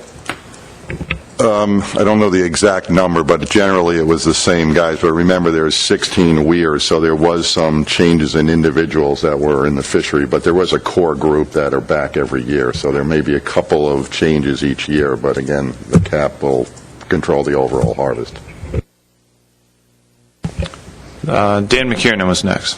I have a question on how this silver eel allowance actually is related to the yellow eel harvest, because there is, later in this discussion, we're going to have some yellow eel catch limits, but this particular motion or proposal is for effort limitations on gear. So my question is, do the eels that are harvested by these weirs get tallied into what otherwise would be yellow eels? Kate, can you take a shot at that? The PDT was aware of that, and for these regulations, the eels would be counted towards just their towards their silver eel fishery, and not for their yellow eel fishery. I believe that was the determination by the PDT. Even though historically they may not have teased out yellow versus silver in this historical data? It was mostly due to the fact that they knew where these specific landings were coming from, and so would not be counted to the remainder of the state landings, since it was a specific allowance for a fishery. To follow up, does that mean that when I look at New York's annual landings, that the past silver eels weren't in there? And that harvest is actually included in there, but that was because it was not possible to tease it out. So why would we include it? Why would we add it in the future then? Why wouldn't we include it? The board can specify that if they would like that to be included with New York's harvest, should they choose a quota management system. All set, Dan. I had John Clark next. I'm sorry, Mr. Chair, I don't have a question, I have a comment, so I'll just wait till the questions. Okay, other questions? Rob. Thank you, Mr. Chairman, and this may have been said earlier, I'm not sure, but the table in the addendum goes through 2012, and it indicates that 8 active licensees and I was wondering about 2013. That may have been something that you said. And then I also, from Adam's question, this suggests that you would have already had to have landed during that 3-year period, 2010, 4-year period, 2010 to 13, in order to be one of the eligible licensees. So are both those something you can let me know? Yeah, Rob, in 2013 we had 9, and actually in 2014 we have 9 again that were requesting permits, and all of those reported landings. Great, thanks, Jim. Yeah, Adam, another question? Given that, then, in following up on Rob's comments, the option as specified in the addendum puts in that time frame. Our discussion here has led us to believe that the 9 annual permits that we're discussing here would likely be the same people that were permitted in 2013 and 2014. So should we specify here that those 9 annual permits would be those that are currently permitted, so that should those people decide to get out of the fishery moving forward, that it wouldn't allow for somebody else to take one of those weir licenses moving forward? Or is the intention to allow someone else to take over one of those weir licenses should one or multiple of the existing permittees leave the fishery? The intent is to allow that transferability. Remember, we have 16 participants in the fishery, so we're going to have to come up with some kind of a lottery system and annual change of that. So the idea is that we would fix it at 9, and they would be transferable to other fishermen if they either decided not to fish that year or if they wanted to get out of the fishery. So, Jim, it would not necessarily be the same 9 individuals that were permitted in 13 and 14? That's correct. Thank you. Any other questions? All right, seeing no other questions, let's go into comments on the motion. Try to go, for and against, and I'll start with John, and he'll set the pace, and we'll see what the next comment will be. Thank you, Mr. Chair. I'm opposed to this. I'd rather see us go with the extension of the sunset provision. I realize this is a small fishery. It's a traditional one. I know at our hearing, our reelers were like, why would you pick on this little fishery? But it is a silver eel fishery. Not only is it a silver eel fishery, it's a silver eel fishery on the largest undammed river on the East Coast. So being that the case, I would not like to see this fishery continue. These are indicative of a situation we see with the eels where we seem to have, even though it's all one breeding population, we almost seem to have 2 different things going on. Where in the eels that stay in the estuaries and marine environment, we seem to have stable populations, while those eels heading up into rivers, the further up they go, it seems that we have much more evidence of declines in these populations. And I think, as we've stated in this, that, and Bob mentioned, we really do want to give maximum protection to silver eels. These are eels that we know will escape the Delaware River. They've already silvered up. They've lived their life in freshwater. They will tend to be bigger than the estuarine spawning eels, and I would like to see them escape. I would think, though, that we do have a nice long data set from New York, and I wonder if it'd be possible under the sunset provision to maybe give a chance to develop something where this fishery could continue as a data gathering one, much as the American shad fishery at the Lewis Hall Seine in New Jersey operates, where the states of the Delaware Basin pay to have that fishery continue just to get the data. I mean, there could be something in there, given that it is a traditional fishery. I don't know how realistic that is, but just to let these silver eels escape, I think, is important. Thank you. Thank you, John. Is there a comment in favor of the motion on the board? Seeing none. Other comments in opposition? Doug? Yeah, thank you, Mr. Chairman. Originally, this was an option that I could see myself supporting until the concept that these would be transferable was put in there. That's essentially maintaining the current effort in the fishery if there was some provision that there was going to be some kind of decline over time, even if it wasn't immediate. So I'm opposed to this right now. I could see, I could potentially support this if there was some kind of provision where, we went down to 7 permits or 5 permits. I know that put Jim in a difficult position picking who it would be, but at this point I can't support this motion. Thank you. Thanks, Doug. I'm going to put our Tech Committee chair on the spot for a moment, if Sheila doesn't mind. Can you comment on the value of the data generated by this fishery and the potential future value of that data if some, as John Clark suggested, an experimental fishery of some sort were to continue? Sure, thank you. For silver eel fisheries, we don't have much information from a technical committee perspective for data to look at. This collection method is a source of data that we could use if we were to do life history or life cycle surveys, particularly in the Delaware River, and it could provide very useful information. If this fishery goes away completely, we don't have access to a silver eel fishery either in the Delaware or any other river on the East Coast. And for fishery agencies to develop a weir fishery or some other effective means to collect silver eels would be very difficult, if possible at all. So I think the technical committee could support, at least from a data collection perspective, like the Lewis-Halsane survey, something similar to that. Great, thank you. Other comments on the motion on the board? Yes, Jim. Just to John's comment, we actually, that was sort of like our other option was to look at that, extension, and we got into 2 problems. First off, you realize that with the option we went with, we're going to limit the licenses down to 9. If we go with that other one, it can go back up, and it could go back up higher to 16. Because that's, we didn't have a limit on the number of permits, so we actually could increase harvest with that.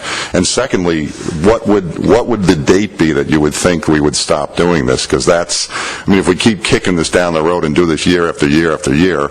So I initially was going to put in that option with a 3-year, time frame, but I thought that actually wouldn't do any reduction, so that's why we went with the license cap. We thought it would provide some level of restriction in the harvest.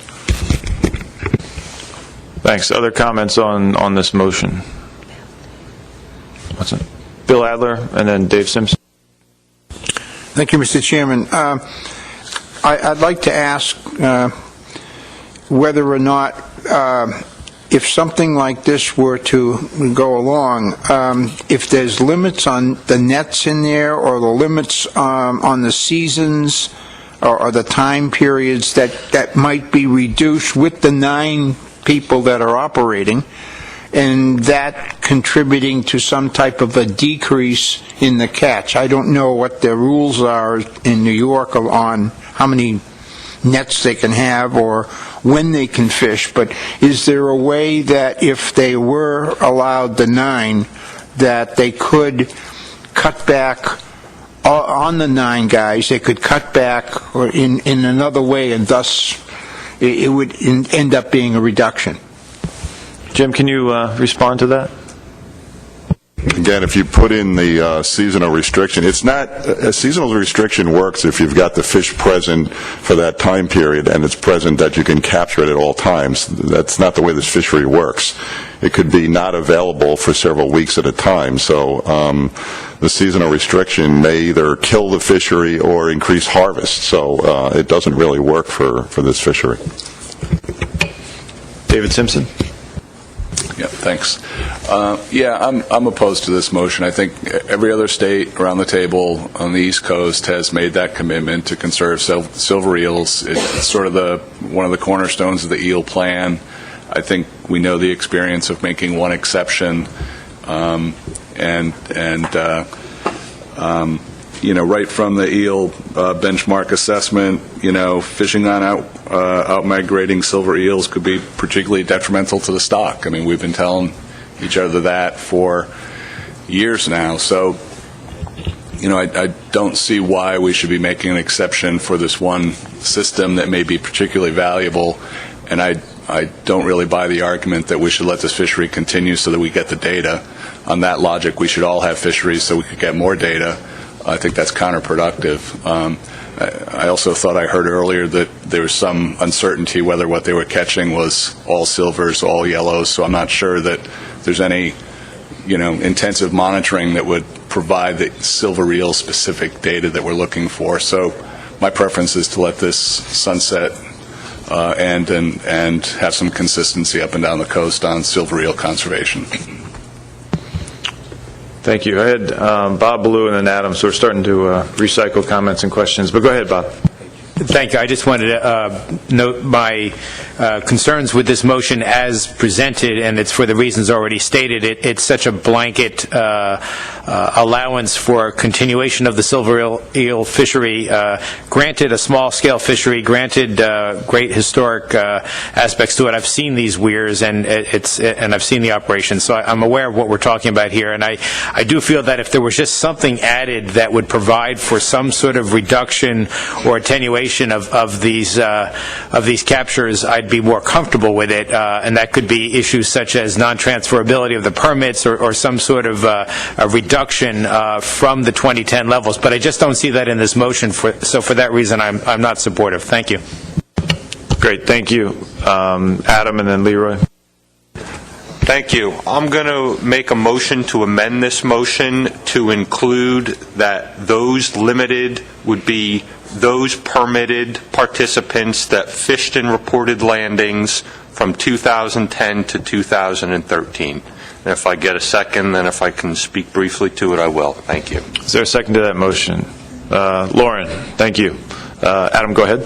And I think the concern around the table here is that over time, our goal with this provision originally was to allow those who had historically involved in the fishery to continue to do so.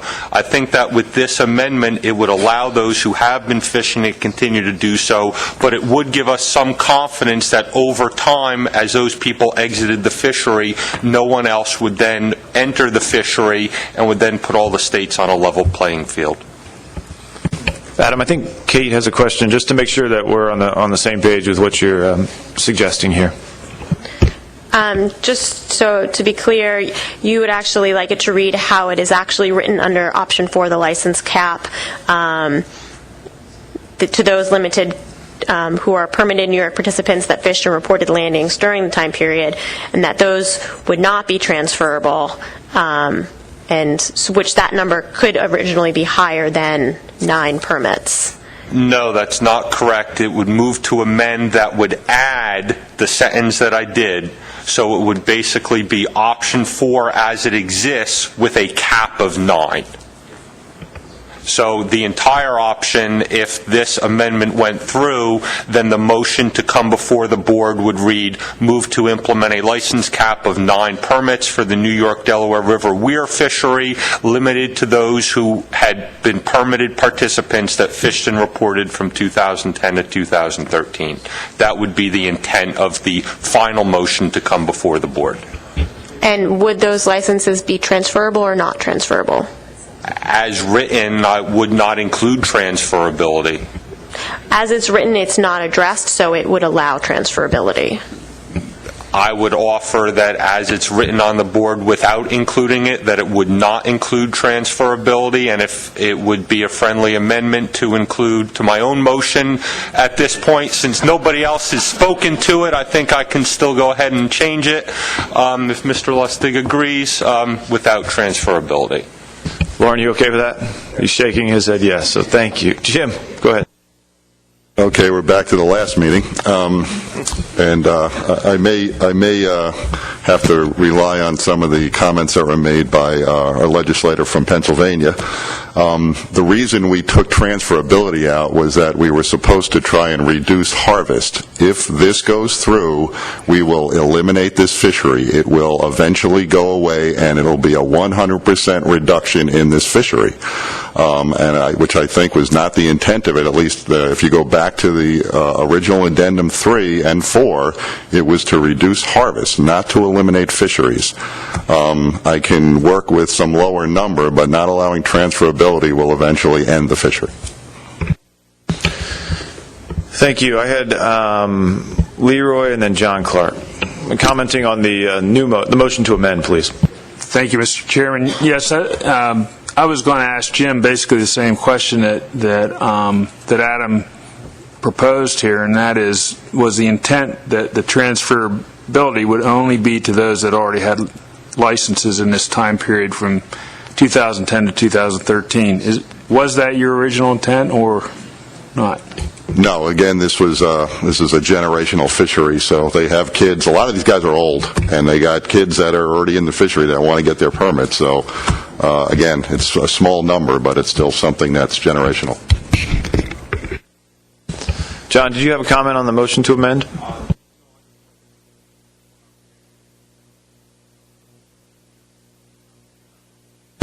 I don't think I was very clear about explaining when I said allow it to go on as an experimental fishery that it would be releasing the silver eels after we had taken data from them. But as I said, I was just using the Lewis Hall seine as an example of how we've done that. And I just thought that this is, as Jim said, it's a traditional fishery. There's great data that could be gotten there. But if we could just do something to ensure that most of those silver eels escape, that would be, I think, a win-win situation where we're getting data, the eels are getting out, and the fishery, the tradition could continue, but in a different way. Thank you, John. Other comments on the motion to amend? I think we've talked a fair amount about it. Everyone, why don't we have a 30-second caucus, and then we'll vote on the motion to amend. Read it in? I'll read it in as the caucus is going on. Thank you, Joe. The motion is moved to amend to limit those permitted participants that fished and reported landings from 2010 to 2013 without transferability. Motion by Mr. Nowalski, second by Mr. Lustig.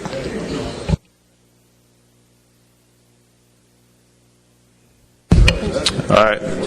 Those in favor, does anyone need more time to caucus? Lewis is alone. He wants to talk to himself a little bit more. All right. Those in favor of the motion to amend, please raise your right hand.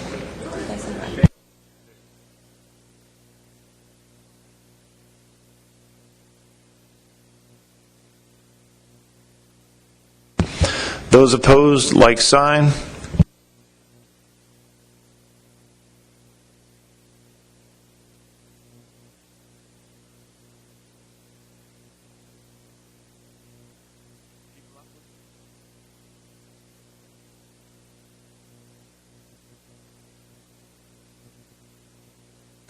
All right. Any abstentions?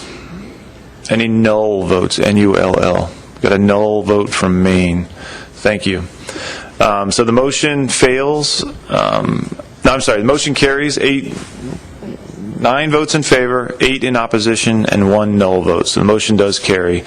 So now we have an amended Maine motion to tackle. Any other comments on the main motion as amended? I think we've been a fair amount of dialogue on that. Tom, did you have your hand up? Tom? Yeah, just real quickly, just reading through the public comments that were submitted and really observing the generational style of this fishery, it's concerning that, fourth generation children will not be allowed to continue this fishery into the future, and I would have rather seen some type of limitation on the harvest than limiting the transferability. Thanks. Thank you, Tom. Other comments? Dan McKiernan. Yeah, and I'm sorry if this is off topic, but my previous question I think is relevant. If we approve permits going forward, we haven't discussed what quota they're going to take. So I just think it's kind of an incomplete issue, but I'm willing to let the motion be voted on. I mean, the board has the option of making a motion that includes a quota, should they choose to do that. Dave Simpson? Yeah, I think that's exactly it. That cuts to the chase. I don't know how many silver eels you're going to catch with 9 permits. It could be 100,000 pounds. It could be 10 pounds. I don't know, and this motion does nothing to regulate that. So I would like some assurance. I don't know what the number should be, but 1,000 pounds. Something so we know what the removals of the silver eel life stage may be going into the future. And just for reference, and not suggesting this is the right number or anything, but 5,000 pounds has been the average from 2010 to 2012. So that's the ballpark that the fishery has been operating in.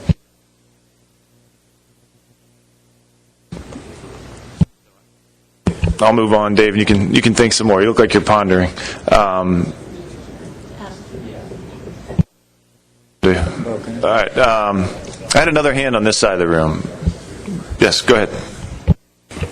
Yeah, I think at this point in time, since this has not been determined a endangered species, that to eliminate a fishery, would be premature. I think if we get some reading down the line that the facts have changed and it's not an endangered species, then I think this situation will take care of itself. So I think limiting fishing is important. We already discussed this transferability in the past, and we were going to allow it. Now all of a sudden we're changing. I just think that it's too restrictive. Thank you, Kyle. Representative Kamiga. Thank you, Mr. Chair. Question for Jim. Can this fishery be operated in, similar to what Maine does with the fake nets, where they harvest X number of days per week and allow passage? I mean, can the weirs be left open so that eels can pass like 2 days a week and you harvest 5 days a week? I don't think it'll work because, again, it's based upon rainfall events. So if you have a lot of rainfall, you'll probably get a higher harvest. If you have no rainfall, you'll have no harvest. So it doesn't work like that because they've indicated they can go for sometimes in the fall 2 to 3 weeks without a rainfall, and then all of a sudden they get their entire capture in a 6-hour period. So I don't think that will work. All right. Other comments? I think we've talked about this a fair amount. Yes, Adam. I'm not sure how we would consider a quota-based option, since this addendum did not propose any quotas for silver eels. It basically focused only on closures and license caps, so I don't know how we could actually consider a specific number here today without having had any comment on that.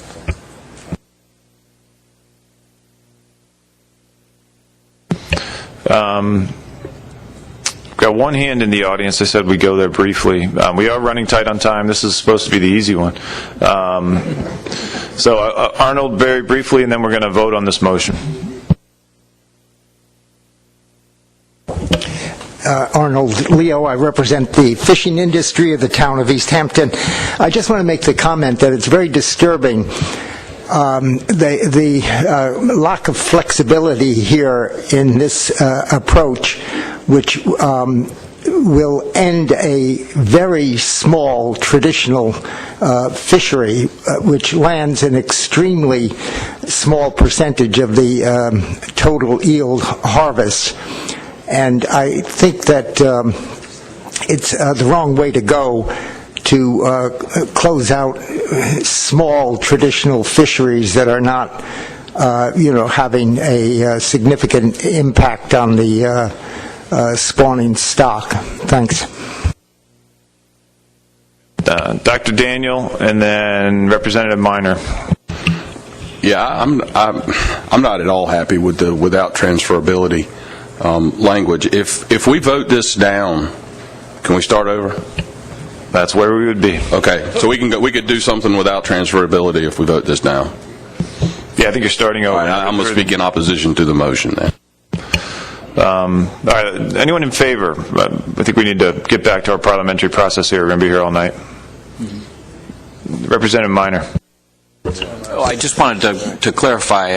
I think the language now includes without transferability. So, to the last speaker's point, I guess he's looking for something that doesn't have that in there. Is that correct? All right.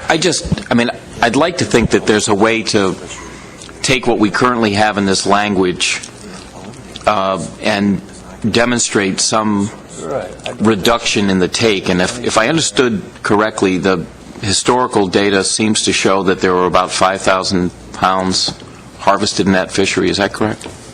That's the average from 2010 to 2012. And what I think I heard was that data that might be available through this fishery could have great value in what we are attempting to do, which is manage the species. So I'd like to propose an amendment that we put a cap on the amount of the take at 3,000 pounds. We've got a new motion to amend. Is there a second to capping the harvest at 3,000 pounds? Bob Ballou. Adam Nowalski commented earlier that the notion of a quota for the silver eel fishery wasn't directly included in the draft addendum. It was referred to under option 3, the reference level of harvest. It's probably up to the comfort level of the board whether you think you have a sound understanding what the public would feel about a quota. It wasn't, as Adam said, it's not a specific question that went out to the public. We're getting bogged down on this one, I think. David Borden. Thank you, Mr. Chairman. I mean, if I understand you correctly, a quota was not included. If it's not included, I don't see how the board can consider it unless they want to send the document out for public hearing again. I mean, there has to be some opportunity for the public to comment on this. And while I've got the mic, I'd just like to go on the record and say that I'm very sensitive to Jim Gilmore's comments about this being a historic fishery, but I'd remind everybody that, I mean, if you read through all of the critiques that we've heard here, particularly the Dr. Cadron's comments, there is sufficient scientific uncertainty with this issue that what we really need is better science to make better decisions, and I'm pretty confident that what's going to happen here is over the next few years there'll be a really a focused effort to get better science, do better model runs, that type of thing. And all of these issues, including this one, will be back before the board, and then we will tweak those management measures based on the up-to-date science. So I view almost every action we're going to take today as temporary until we get better science. Thank you. I think everything is temporary, Dave. the way all fisheries management goes. Adam, and then we need to move on. Yeah, I think, Mr. Chairman, as a point of order, I think it would be appropriate just for the chair to rule clearly for us whether this motion is in order at this point on the 3,000 pounds for us to move forward. I would argue that since it was not a specific question in the public comment document, it probably should not be considered by this board. I don't think there is a good public record on what the public thought about a quota, so I would argue that this is not appropriate. I would declare this motion out of order. How about that? Is that more clear? That's clear. All right, so we'll declare this motion out of order. We're back to the main motion, which is the 9 permits without transferability, and it has to be the same folks that reported landings 2010 to 2013 to get those permits. So, Dan. Could you explain the consequence of this failing? If this fails, we've got a clean slate, and we don't have any guidance for silver eels. I think if the board wants to revert back to Addendum 3, which is a closure of this fishery at the end of this calendar year, they should probably make a motion to affirm that decision. But without that, we've got nothing for silver eels right now. Lewis. But, Mr. Chairman, would it be out of order to do the motion and address the without transferability issue, or would that be considered out of order? I'm just asking, because my intent, Dan, would be to make a motion to do exactly what's on the board, except omit the 2 words without transferability, in order to allow the fishery to continue. I think for cleanliness, your intention is clear. Everyone's heard that. Let's vote on this motion, and if this fails, then we'll go directly to Dr. Daniel, and we'll go from there. So, any other comments? Seeing none, 30-second caucus. Joe, do I need to read it in? I will read in the motion while the states are caucusing. Motion as amended. Implement a license cap of 9 annual permits for the New York Delaware River weir fishery and limit those permitted participants that fished and reported landings from 2010 to 2013 without transferability.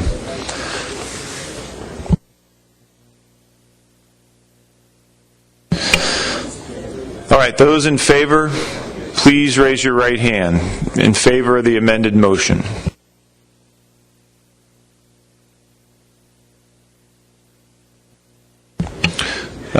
Those opposed, like sign.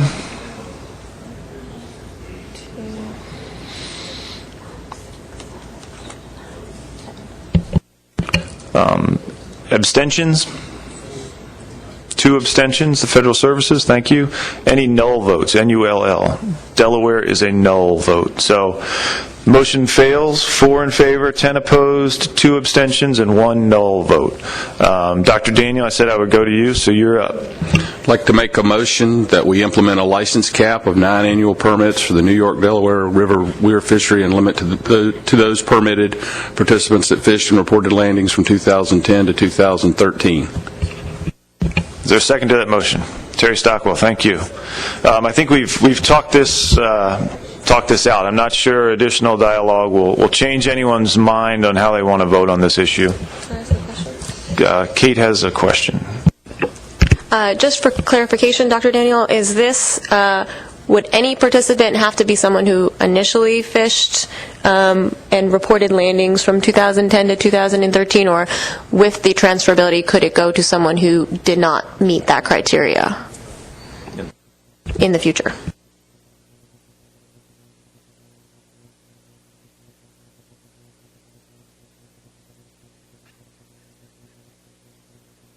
Kate. The latter. So, Lewis, somebody that did not land or did not report down the road would be eligible for a permit, to have one of these permits transferred to them in the future. Correct. Great, thank you. So the 2010 to 2013 is essentially a limitation on who receives the original 9 permits, and then we go from there. All right. Other comments or needed conversation? Terry, then John.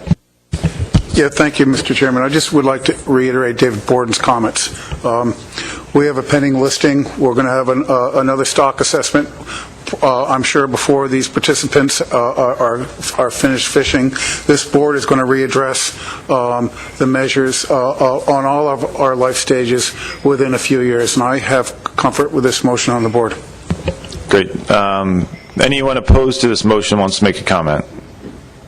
David?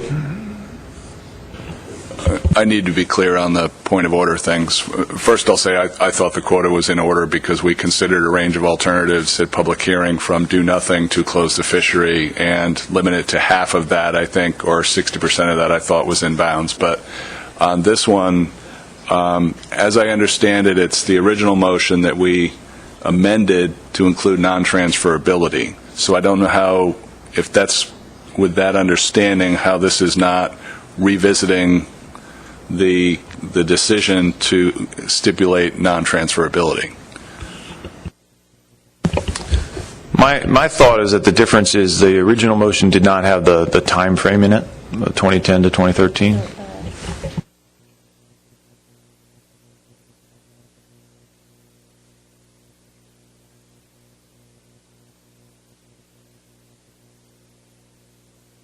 So, any other discussion? All right, caucus, please, 30 seconds. Joe, I'll read this one in. Don't need it read in since it's Lewis verbatim. Anyone need additional time for caucusing? All right, seeing none. Those in favor of the amended motion, please raise your right hand. Sorry, the new motion. This is not an amended motion, sorry. Raise your hand high, those in favor.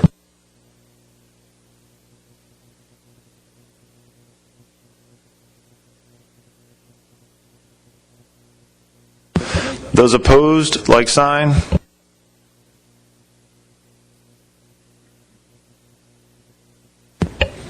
Abstentions. Any null votes? N-U-L-L. Delaware again, thank you. Motion carries 13 in favor, 4 opposed, and 1 null vote. Anything else to come before the board on silver eels? Yes, Dan. It seems logical to me that because the silver eel data appears to lie within the yellow eel data, that it ought to come off the yellow eel quota in the future or be part of that. It doesn't make sense for me because I don't think the document talked about having an overall cap on silver eels. So it seems like that should be where we should get to later in this meeting. Yeah, if we end up with quota management on yellow eels, let's revisit that issue. All right, let's move into yellow eels, see if we can make some progress here. There are a number of questions on those motions because I think folks wanted to understand how the fishery worked. I think we're going to have to stick tightly to the in favor and in opposition to any motion. So to get the yellow eel discussion going, are there any motions that the board can focus their discussion on? Tom O'Connell. I'll move to approve option 5A and option 6. Is there a motion to is there a second to the motion to approve option 5A and 6? Rob O'Reilly, thank you. Tom, do you want to comment? Yeah, looking at all the range of options under the quota-based system for yellow eels, I think option 5 tries to establish some balance between the historical landings as well as recent landings. And it's not the best case scenario for all states, but I think it's the best balanced option that I can see if the board is supportive of going with a quota-based management, which does have some problems with administering it. I will note that the under option 5A, the total harvest is just a few thousand pounds off from the 2010 landings, and we have already taken some efforts in Addendum 3 to reduce yellow eel harvest. So I'll leave it at that for now. Thanks. Thanks, Tom. Are there any questions specific to what this motion would mean? I think it's pretty straightforward. 5A and option 6 is the payback of any overages. Yes, Jim. What reduction did we have with what we did with Addendum 3? That kind of would help me know that so I could determine what I think here. Addendum 3 increased the minimum size from 6 inches to 9 inches, so it would just delay the mortality to those larger eels, and also enacted the half-by-half inch mesh requirement to correspond to that 9 inches. So we would have to see what that reduction would be, but essentially it would just delay the mortality. Great, thank you. Adam, do you have a question? No, I don't have a question. When you're ready to move beyond questions, I am going to move to substitute, but if the chair would like to have discussion and questions at this point before we get to that point, that would be... I didn't see any other questions, so go ahead with your substitute motion, please. I'm going to move to substitute option 1, status quo. All right, is there a second to Mr. Nowalski's motion for status quo? Jim Gilmore, thank you. All right, so let's focus our discussion on status quo. Let me see hands of folks that would like to comment on status quo option. Got John. Only got one hand, so go ahead, John. Thank you, Mr. Chair. I think that the quota options that Tom brought up, I worked on some of these with some of the other states, and I just think it's very difficult to come up with quotas. I think status quo, the problem there is we don't put any cap, therefore no reduction on it. So, frankly, I'm not really in favor of anything that's up there right now. Thank you. That is in opposition to everything. Anybody in favor of anything?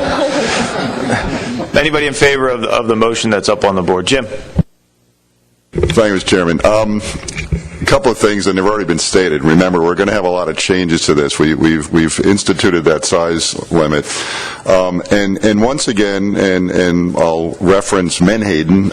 We're going into quota management without the best data we have, and I would be my preference to at least do the reduction we have, try to capture some very accurate data over landings over the next couple of years, and then after the listing comes out and all that settles down, then we can decide what an appropriate quota is, because I have a feeling we're going to be, closing fisheries because we really don't have good numbers on it. Thank you.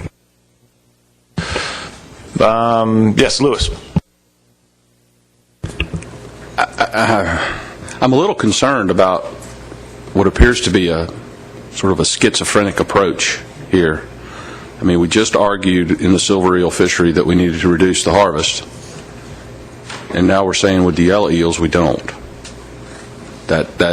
I'm trying to make sense of that. and that doesn't make a lot of sense to me. So I guess as much as I would like to see status quo, it's inconsistent with the intent of the document and what we just did with silver eels.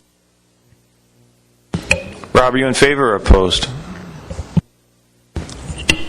I'm opposed to the substitute motion, and really I seconded the motion that's up top, so I'm not going to talk about that right now, but may have something to do later on as far as a bridge between the two. I have a practical concern about another quota, and I can't tell you how many states are equipped with sufficient harvester reporting. I realize there will be buyer reporting or dealer reporting for 2015, but this is a process that takes time to develop.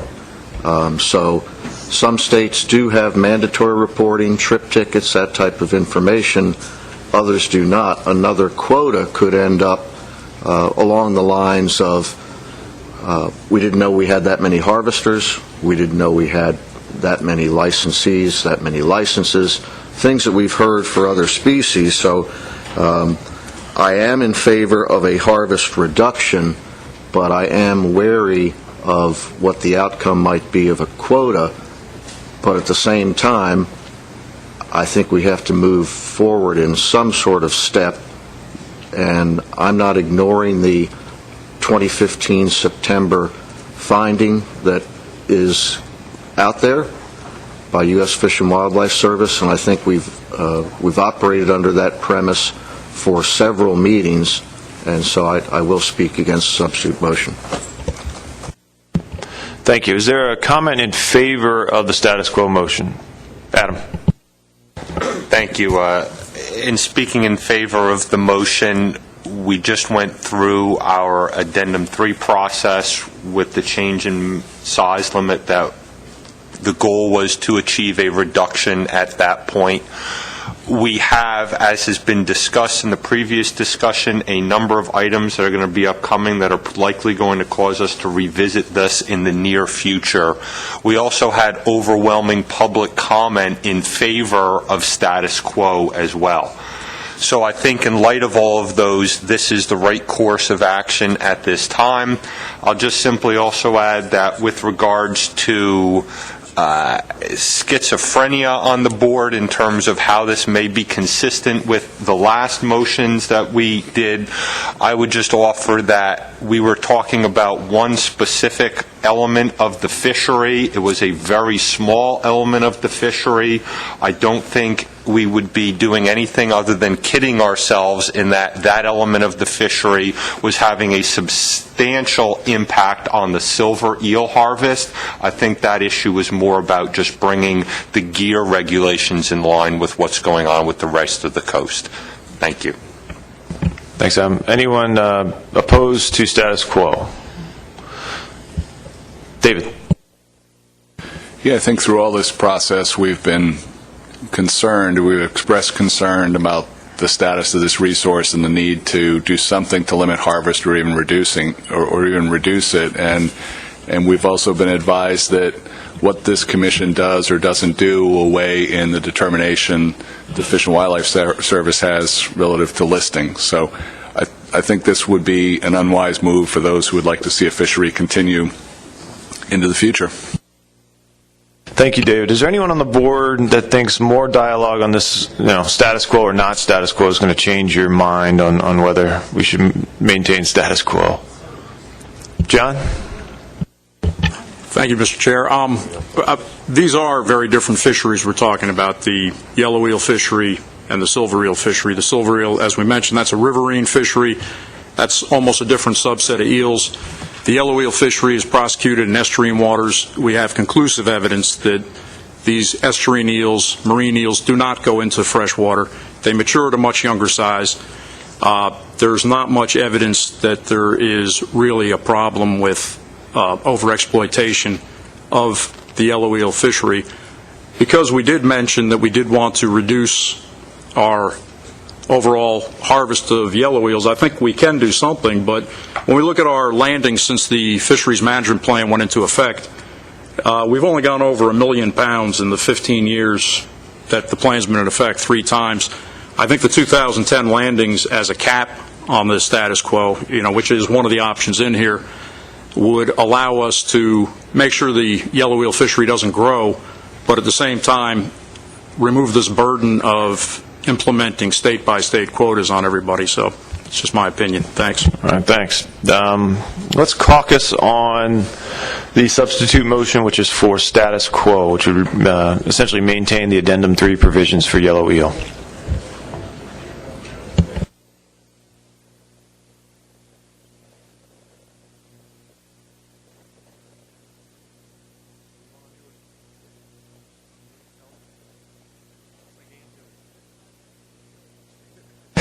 All right, let's go ahead and vote on the substitute motion. Those in favor of status quo for the yellow eel fishery, raise your right hand.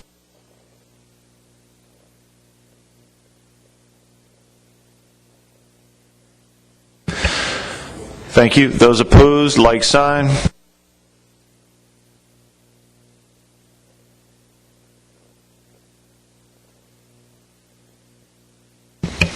Abstentions? Null votes.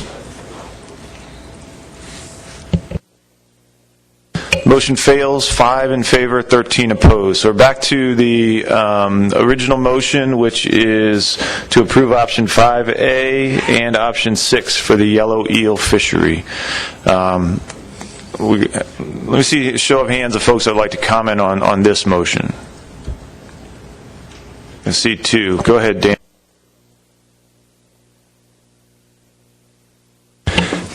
One of the concerns that I have comes from yesterday's discussion, where I thought I heard some foreshadowing of the future when some of the states talking about reallocation of fluke quota were pretty adamant about wins and losses, and I don't want this to happen in American eels, because we can manipulate habitat and improve the production of American eels. And I really want it to be on the record that this is not a permanent allocation for a handful of us states that are going to be capped at a 2,000 pound amount until or into the foreseeable future.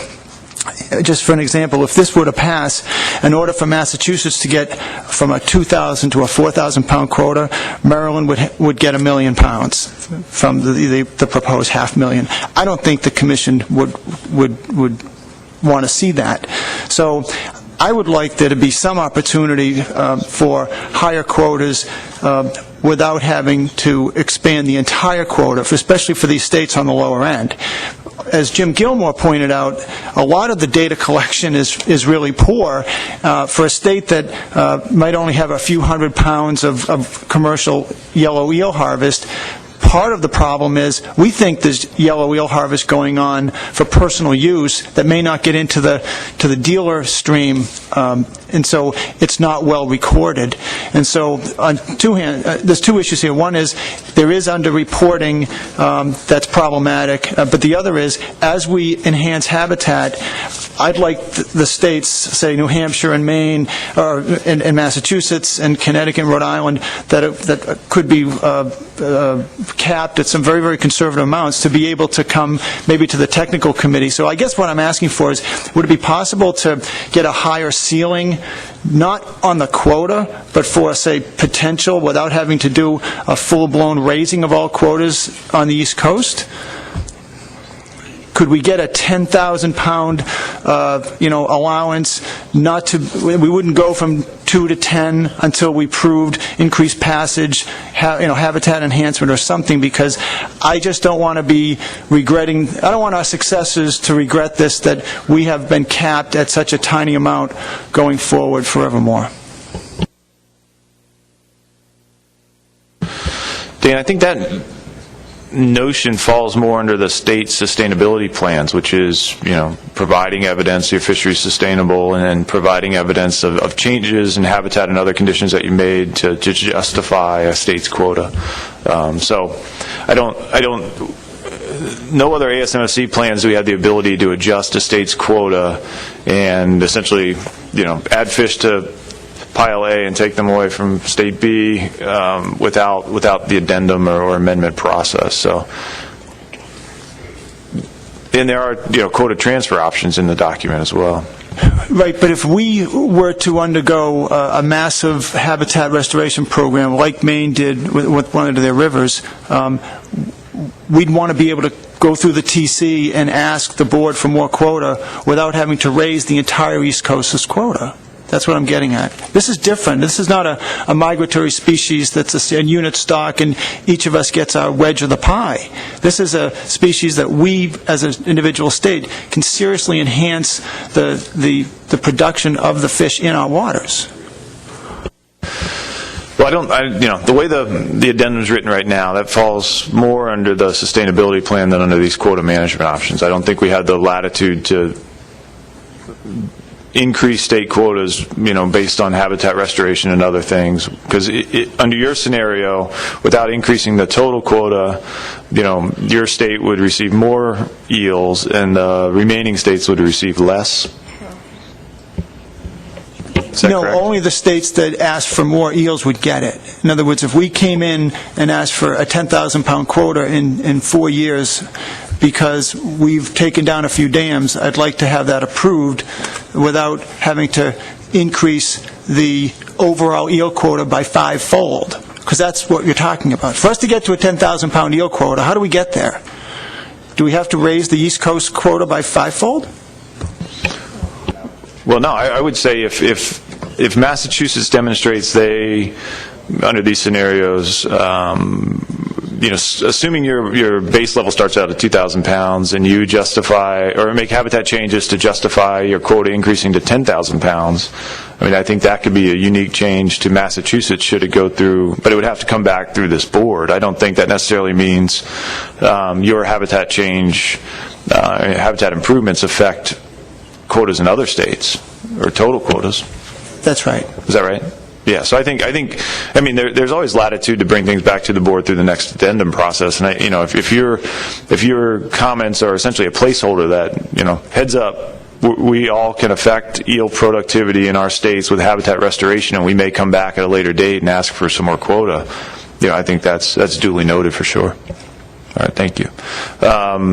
Hey, Russ, are you in favor or in opposition, Russ? We're not sure. Opposition. Opposition. Go ahead. I'm not sure about option 5 as a whole, so I go back to where the subcommittee that we had, which developed options for quotas under option 3, put forth those options, and I'm more comfortable with option 3A and option 6, and I doubt, we moved pretty far through the process, so I don't know if that would be okay for a friendly amendment if the maker of the motion and the seconder were into that, but if not, I'll hear some other comments, but I will probably make a motion to substitute. Thank you, Russ. Rob, I assume you're in favor since you seconded? Yes, thank you, Mr. Chairman, and I do think a step has to be taken towards harvest reduction. I'm aware there are 7 states who have had some magnitude of harvest over the years, and I'm very aware that with the substitute motion that was voted down, that of those 7 states, there were certainly several that wanted to see the substitute motion pass, staying at status quo.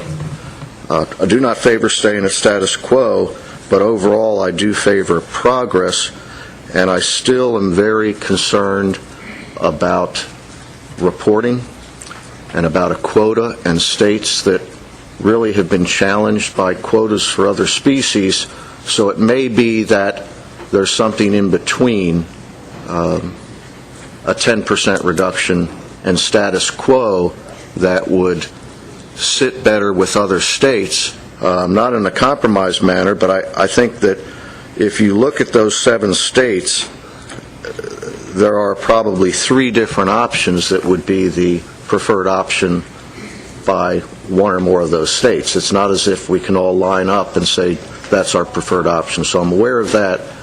I do want to have a harvest reduction at the end of the day.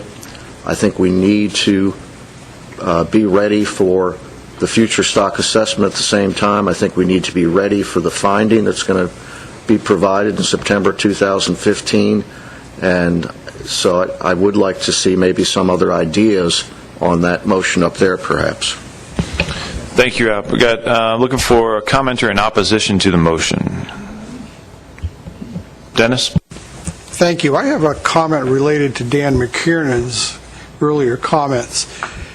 Conversely, if we had a catch cap, coastwide catch cap, in Massachusetts or New Hampshire or any of the New England states having real low numbers desired to increase their quota, then would they have to take that quota from some of the other states who have much higher numbers, and resulting in another battle about who's getting what part of the pie?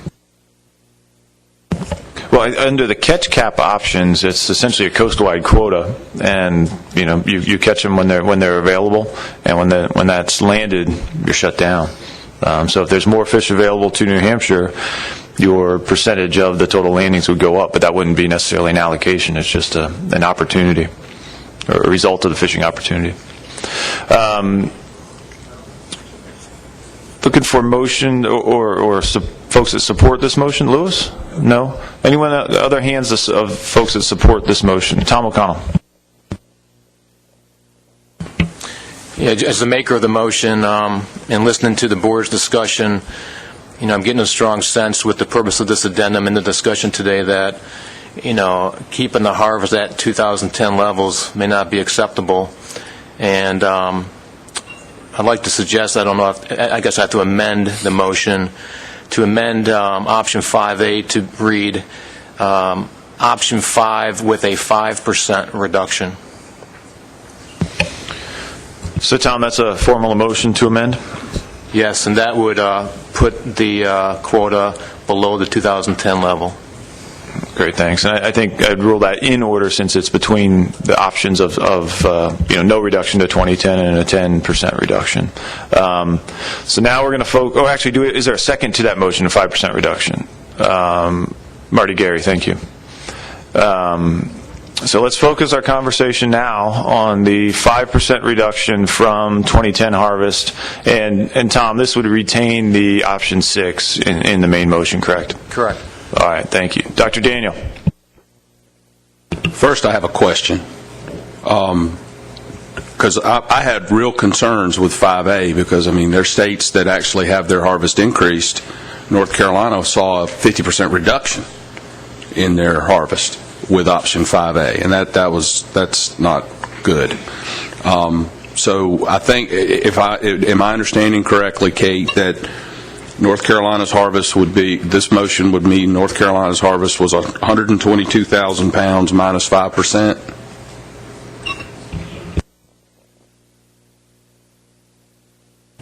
Under this option, the North Carolina quota would be the 66,000 number minus the 5%. Yeah, look at that table. There are states that increase their quotas by 10,000 pounds. Most don't. Some have thousands of a percentage increase. Looks like every single one either increases except us. And there's a 50% reduction in the North Carolina quota at option 5A. I think that's going to cause us some real problems. The commission.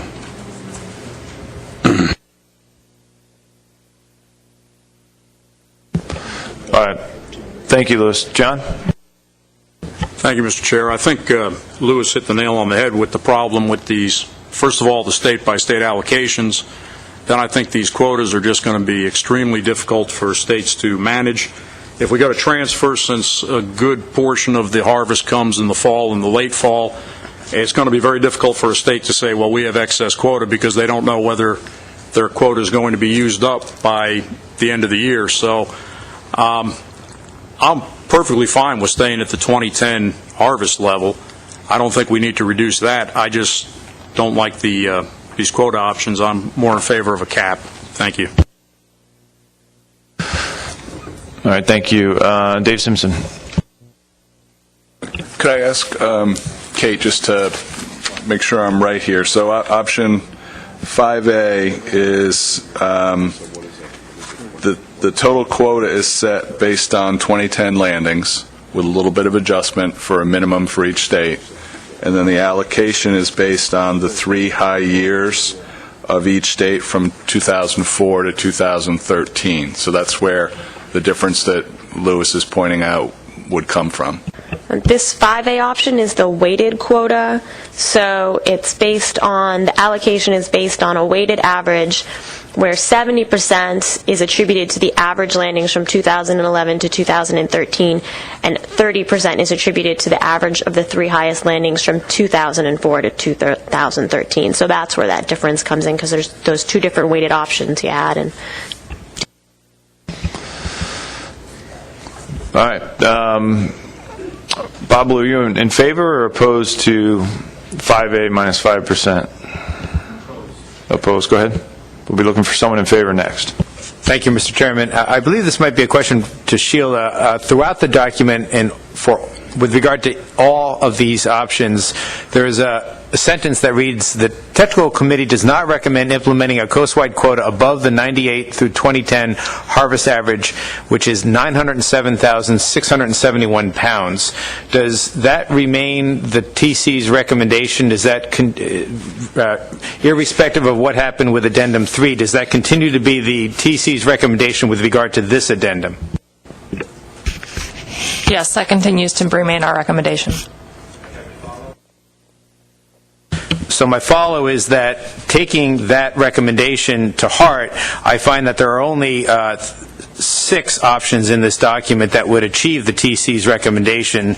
They are options 2C, 3C, 4B, 4C, 5B, and 5C. And at the appropriate time, so in addition to that as being a factor governing my position on this issue, additionally, I'm concerned about these buffering and weightings and these different formulas that are being applied. It strikes me that option 4B would be the preferred option because it really doesn't involve much in the way of adjustments or buffering in the way the other options do. So at the appropriate time, I would offer that as a substitute motion, option 4B. Thank you.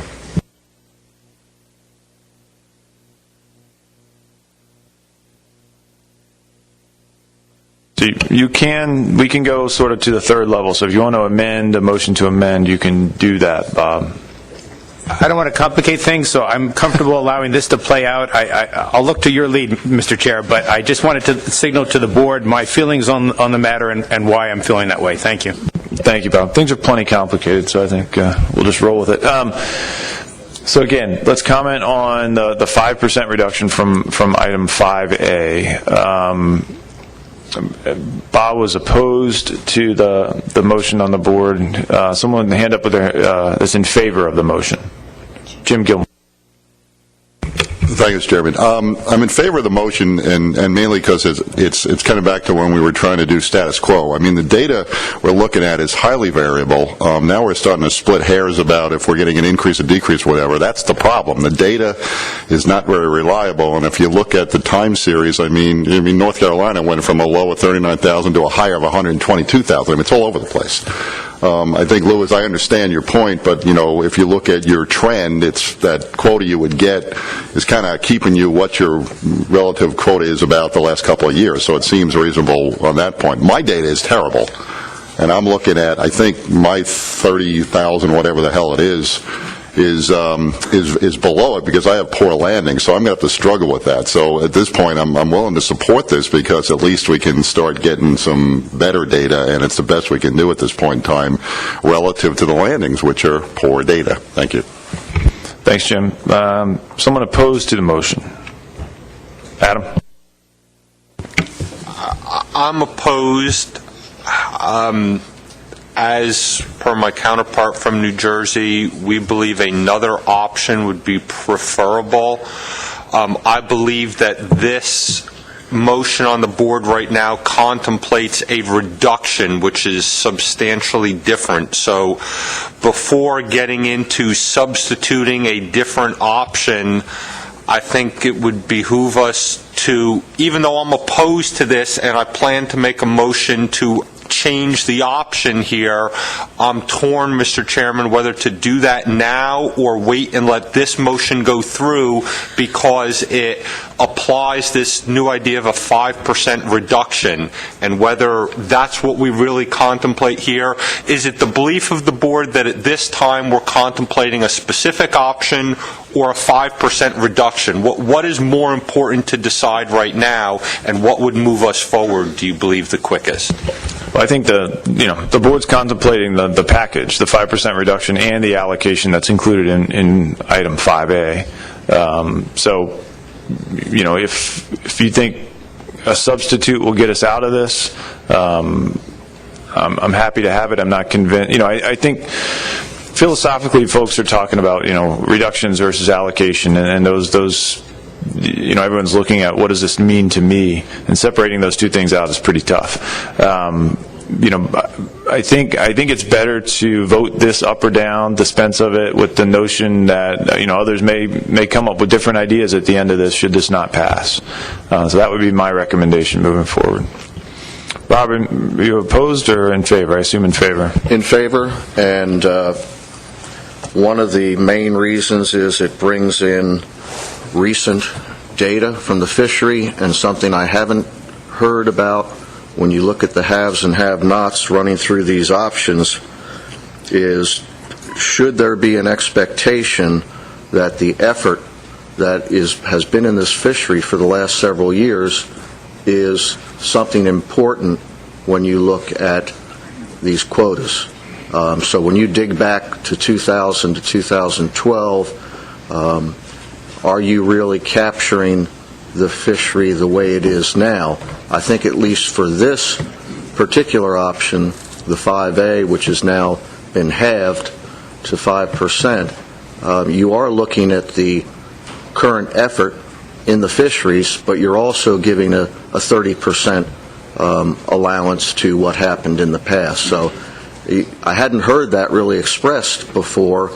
I'm not sure if the technical committee can respond about that, whether they talked about the importance of the current effort in these quota situations. Do you guys have any additional comments on the amended motion? Lewis. Yeah, and I don't want to belabor this, but to speak to Adam's point, there are other options out there that have a fair distribution of reductions, and they're not as extreme. So I would ask, I speak again in opposition to this, because even having 2010 as the benchmark that everybody looks at, I think is our problem. To Jim's point, but going home with a 50% reduction, with a lot of other states seeing an increase on that 2010, is going to be extremely difficult to explain. So 3 provides a much fairer allocation scheme and distribution. It hits Maryland harder, but I don't know how to get around it. All right, thank you. It sounds like Bob, Lou, Adam, and Lewis are all looking at alternate options. I'm not convinced they're looking at the same alternate option, which makes this a little bit muddy. But Tom O'Connell, you had your hand. Yeah, I look back when we postponed this addendum almost a year ago, I guess, and it was because the options that were available were not treating states fairly, which we're hearing that discussion today. Option 3, which has been referenced, and it sounds like there may be a substitute motion, which that would almost half Maryland's harvest from 2011. We were over 700,000 pounds. So going back home with an option 3, that's about half of that landing. This is going to be pretty difficult for us. So John Clark and I and the PDT, we worked hard on trying to find a balance. There's not one option that I think is fair for everybody. And if I was looking at Maryland solely, I'd be looking at option 2A. I think if option 5A takes into account historical and recent landings to not place unfair burden to the fisheries that are happening now. We recently had a paper on climate change and allocations. I think it was at the spring meeting, and it talked about the importance of looking at recent landings. It also talked about the need to reevaluate on a 3 to 5 year time frame, which I'm supportive of. But I would ask the board support for option 5A with a 5% reduction. Thanks. Thank you, Tom and Louis. Any additional discussion on this motion? I think folks know the impact, and folks know what will happen should this not pass. We'll get another motion. So go ahead and caucus. Joe, is this, do you need this read in? All right. The motion is the motion to amend. Move to amend option 5A to read option 5 with a 5% reduction. Motion by Mr. O'Connell, second by Mr. Gary. All those in favor of the motion to amend, please raise your right hand.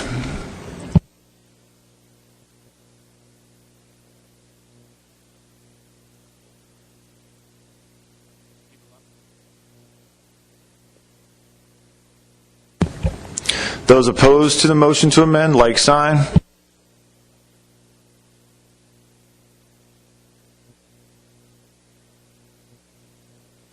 Abstentions? 2 abstention, the Federal Services. Any null votes? N-U-L-L. The motion fails. 7 votes in favor, 9 votes in opposition, and 2 abstentions. So that brings us back to the main motion, which is 5A and option 6. Any other? A number of folks indicated they wanted to make another motion should that fail. That failed. I see Adam's hand first. I'd like to move to amend to approve option 4A with option 6. Motion to amend, substituting 4A for 5A in the main motion. Is there a second to having option 4A, or motion to amend for 4A? Jim Gilmore is seconding that. I think, as always, I think we've talked about this quite a bit. You know, folks realize the impacts of these different options. The allocation is different. The overall quota and harvest is different to different states. I don't know if a lot of dialogue on the value of 4A will change anyone's mind. Is there anyone that has to make a comment on 4A? Yes, Tom. Yeah, so 4A would result in a 25% reduction for Maryland. It would result in a much higher percent reduction from 2011 landings in Maryland. You know, I really don't think that option 4A is fair. And, you know, I know it's a better situation for other states, but, you know, it's definitely not fair for Maryland given the performance of the fishery. And would ask the board to look at this in a fair manner across all states and oppose this substitute motion. Thank you, Tom. Richie, and then go. Thank you, Mr. Chair. Yeah, I'm opposed to this because we're going farther away from the technical committee's recommendation, and I think we got to. I support Bob's. We got to get closer to the technical committee's recommendation, not farther away. Thank you. The hands in favor of this motion. Dr. Daniel? Well, really more just a comment. I don't understand that last speaker, because both option 5A and 4A result in a total quota of 983,260 pounds. So I'm trying to figure out what's the difference and how we're moving farther away from the technical committee's guidance by going to 4A. Richie, do you want to respond to that?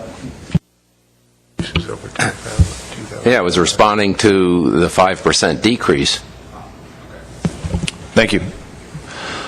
I heard 2 comments in opposition to the motion, in addition to Lewis's question. Any comments in favor of the motion to amend? I'm seeing. Oh, yes, Bob.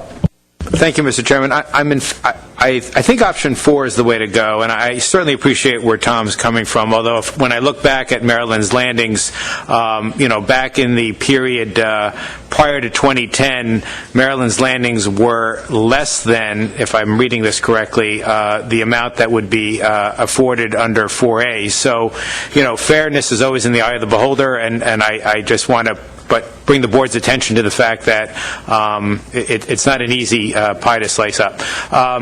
I do feel, though, and this is getting to Richie's point, that given the technical committee's recommendation that there not be a coast-wide quota that exceeds 907,000 pounds, that option 4B would be preferable. It would be the same allocation formula, but it would result in a total coast-wide quota that would be just under the technical committee's recommendation. So although I'm comfortable with this option, and depending on the way the discussion goes, might be willing to support 4A, but I'd be doing so with the understanding that we'd be exceeding the technical committee's recommendation, and 4B would therefore be preferable. Thank you. Great, thank you. Yes, Rob. I'm opposed on the basis that, again, this is one of those options that digs into the past a little too heavily, and I'm not sure it's representative of, say, the last 3 or even 5 years on a state-specific basis. And I think the, forsaking yield is written all over this option. So thank you. And John Clark, and then Russ Allen. Thank you, Mr. Chair. Even though this is an option that actually would work out for Delaware, I agree that it's not fair. It's not fair to Maryland. And as I've mentioned, I just don't think any of these quotas can be fair to every state. Each time we go to one, you find a state or 2 states or 3 states that are not happy with the results. And as I mentioned, I don't see any need to go below the 2010 landings, and I think we could probably do that through a cap for the whole coast rather than trying to give states quota. Thank you. Thank you. Russ? Yeah, just to, discuss a little bit about recent landings. I mean, New Jersey's landings have decreased in recent years due to the lack of bait, and that's been our major problem, and our fishermen have made that, notice to us and others that they can't get horseshoe crabs, and it's killed their effort, but the fish are still there. So we feel that, an option 3 or an option 4 puts us in better tune with what's happening with our fishery, more so than looking at the most recent landings, which have gone up in some states because they have the bait and we're able to get the eels. So I'm in favor of this and moving it forward, and I know maybe we could possibly put a 5% reduction in there if we need to, if that would help get this through, but I'd like to see this move forward. Thank you. Thank you, Russ. Any other comments on 4A as a motion to amend? All right, seeing none, let's caucus. And Joe, I don't think I need to read this one. It's pretty straightforward. 30-second caucus.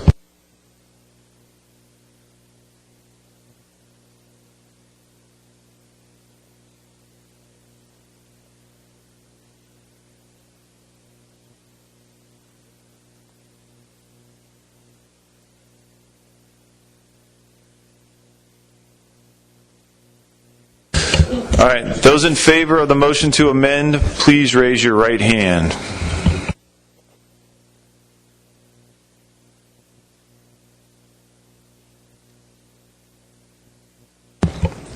Those opposed, like sign.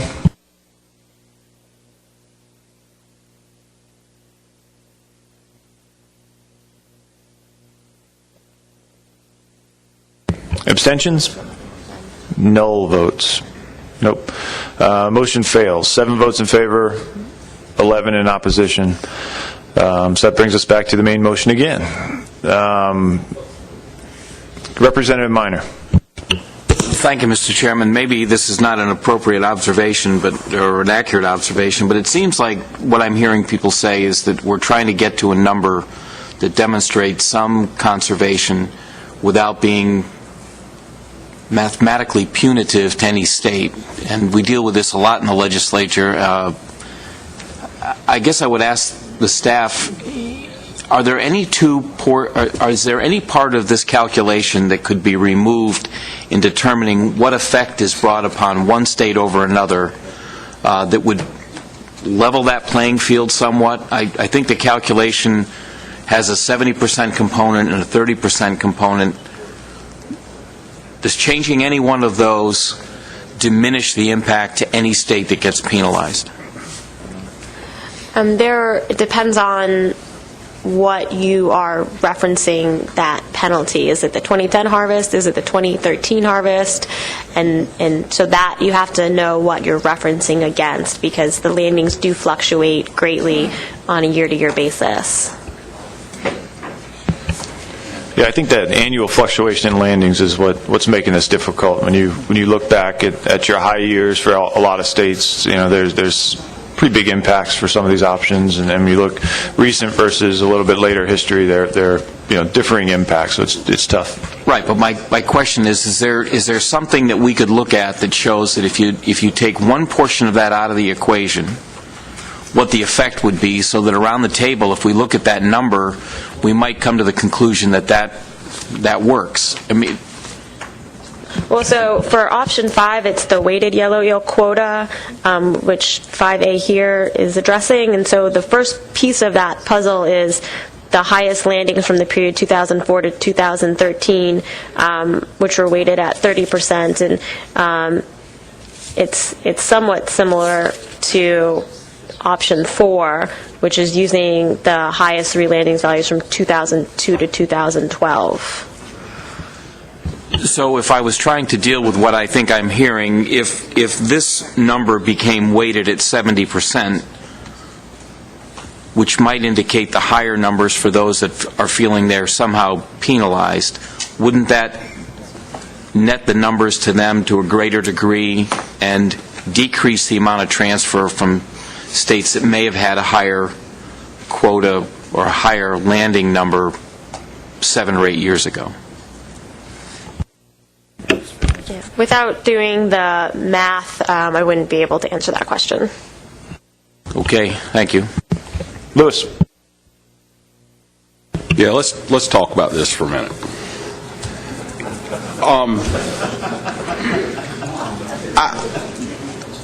I just can't accept the increases. That's where I'm having difficulty from the 2010 number. So if we were to base our allocation on the 2010 number alone, then there are no increases, and we reduce that by 5%, and we end up with a quota that's less than option 5. So we'd have a quota that's 5% less of 978, and it maintains relatively, what appears to be, for some reason they've used this number 2010. And we've got ourselves in a box here where we're showing folks with huge increases in their quota and other states with huge reductions in their quota. So if you just rely on 2010, is that fair and equitable? And does anybody look at the 2010 landings and say that won't work for me? And you're not getting an increase, a huge increase. I mean, that's one way to do it.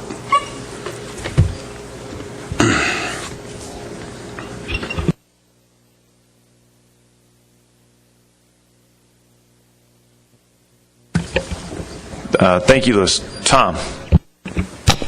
Yeah, just to Lewis's point, in regards to trying to buffer against increases, that was one of the bases for option 2A, option 2, where we try to establish those buffers. Just to point out that option is available. It is the best option for Maryland, but I was looking for an option that would satisfy some other states, but obviously doesn't satisfy everybody's.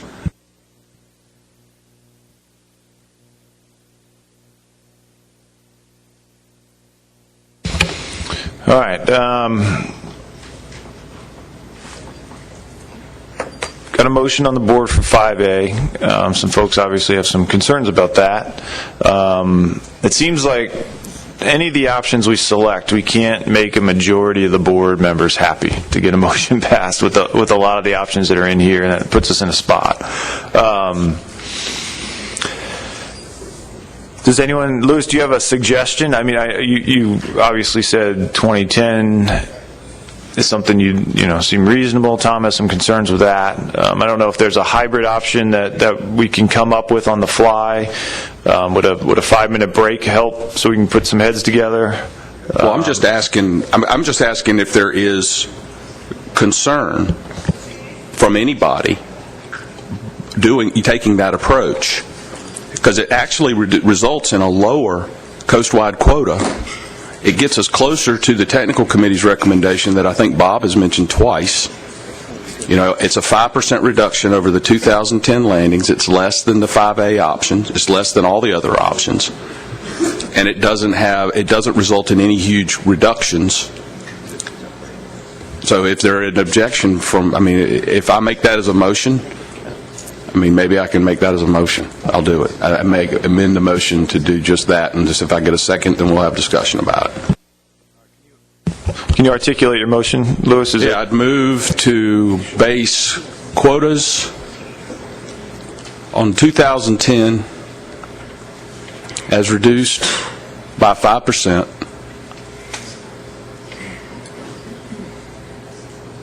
for a total allowable quota of, somebody with a calculator do the math, please, of 978,004 pounds reduced by 5%. As I think the states were getting 2,000 pounds.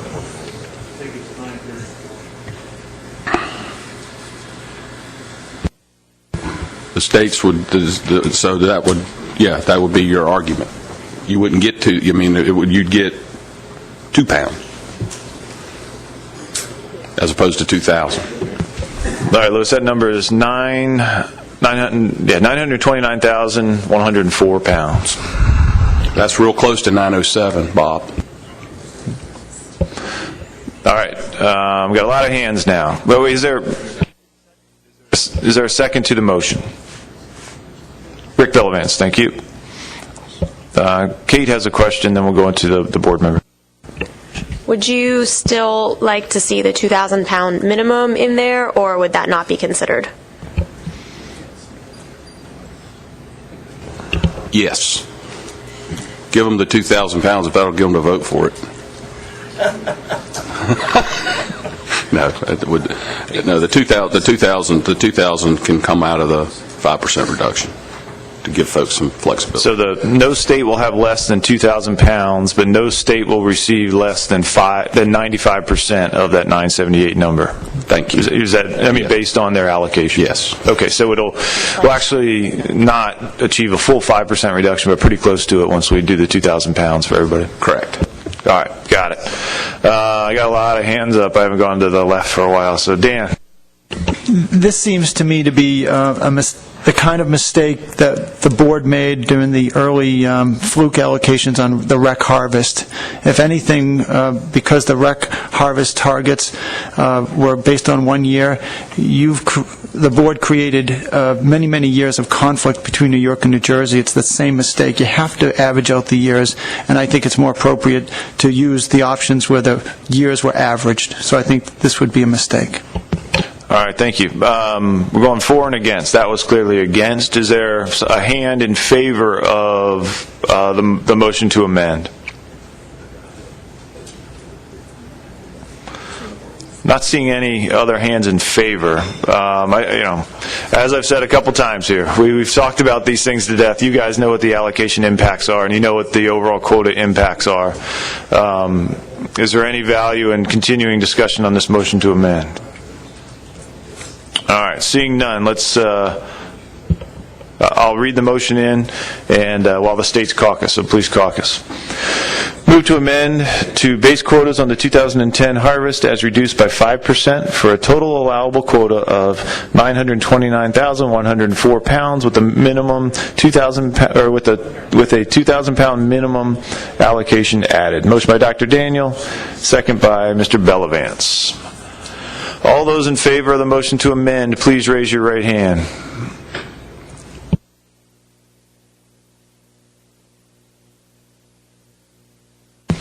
Those opposed, like sign.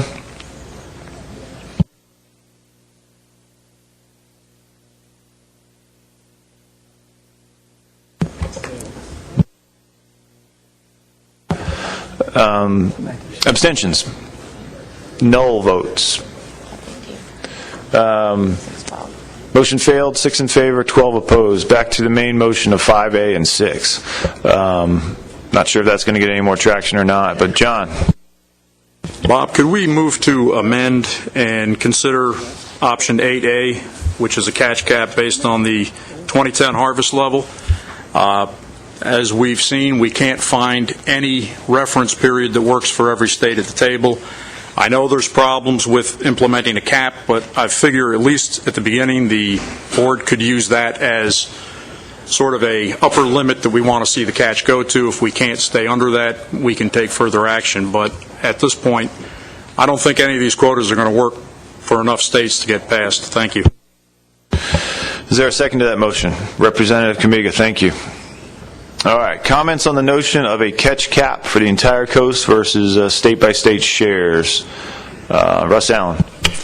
Yeah, I would be against this motion. Being in the northern part of the region, I have a feeling a lot of our eels are caught in the fall, and this would just kill us. It would just knock us right out. I'm sure that other states that have talked about how they're catching a lot of eels in recent years, you know, unless we had some portion in there that said, you know, New Jersey can at least get this many eels, I don't see this working for us at all. All right, one in opposition. And can see a hand for comment in favor of catch cap. All right, we're in a spot. Seeing no votes in favor, or no hands that want to comment in favor, sorry. Sounds like Dave Borden. Go ahead and comment, David, if you can get us out of this mess. Thank you, Mr. Chairman. I'm not in favor of this motion. Number one, it's going to promote a derby. Number two, any of the northern New England states will be disadvantaged by this. As a gentleman just made the point from New Jersey, unless you set up a portion of this quota available for the northern New England states at a specific date, it'll all be caught up by the time our fishery starts. Thank you. All right, thank you. So we're back to the main motion. Actually, no, we do have the motion to amend, John's motion, sorry. Let's vote on that, on the motion to amend, and then we may regroup after that. So, throw that one straight forward. I don't think you need that one read in. Is there a need to caucus? All right, seeing none. Those in favor of the motion to amend, option 8A, please raise your hand.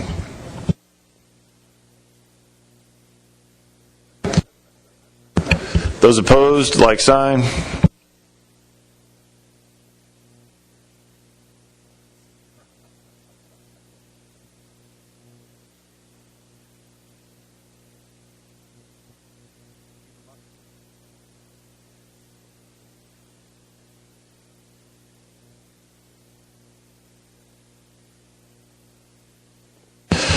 Is that all of them?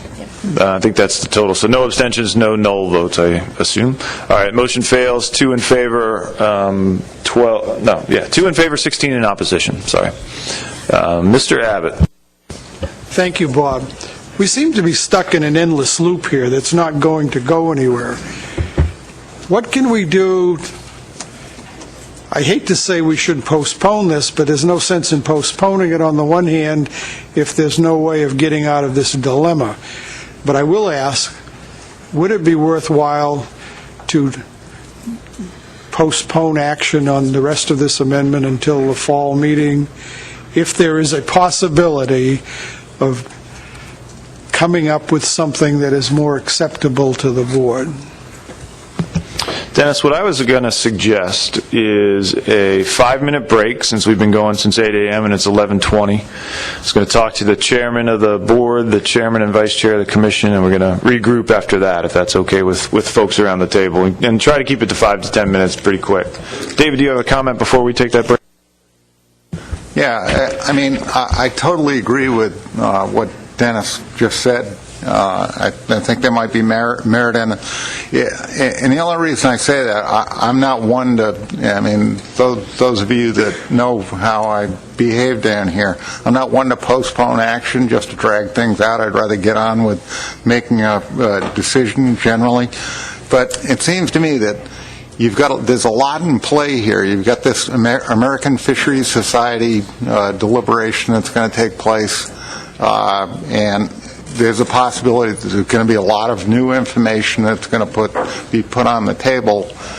So I personally, I have some serious reservations about the science, and I think some of those reservations will get clarified at those meetings. So I think there's some merit in what Dennis just proposed, just because of those discussions. But the point that I wanted to raise before we take a break is we're struggling with this, I think, because we've got to reconcile the position of, do we want to adhere to the technical advice? The technical advice before us is to cap the landings at 907,671.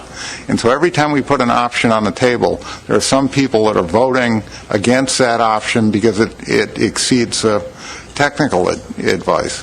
And so it's almost impossible to get a consensus on this issue. So maybe when we come back, we should have a focused discussion of, do we want to adhere to the technical advice or not? And if we do, then that's going to eliminate a whole bunch of the options on the table. Thank you. Thank you, David. Representative Minor? Thank you, Mr. Chairman. I'm not going to offer this in terms of a motion, but I think if we could focus on option 5A with a 10% reduction in 2010 landings and consider language that says something like, no state shall lose more than 25% of 2010 allocation. I suspect that buffers the concern that I'm hearing from some and still gets closer to the number which the TC recommends, which is 978 minus 10%. So I don't know whether you can run some numbers there and figure it out, but I think that kind of gets you where you need That's to. fair. I'll see if Kay can do a little spreadsheet magic while we're taking a break, and we'll see. But let's take a break, and if Lewis, Doug, and Tom O'Connell could come up front, and we'll chat, and we'll figure our way out of the woods here. I'll ask the AmEelBoard to regroup, and we'll start going in about 1 minute. Let's have the AmEelBoard come back to order, please.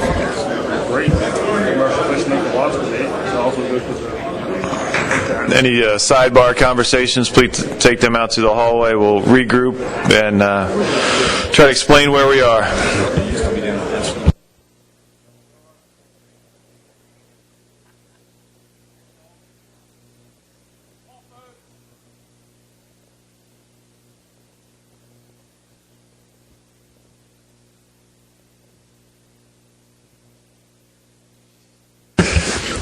All right. Thank you all for indulging us for that break. We just had a sidebar conversation, which I think was productive.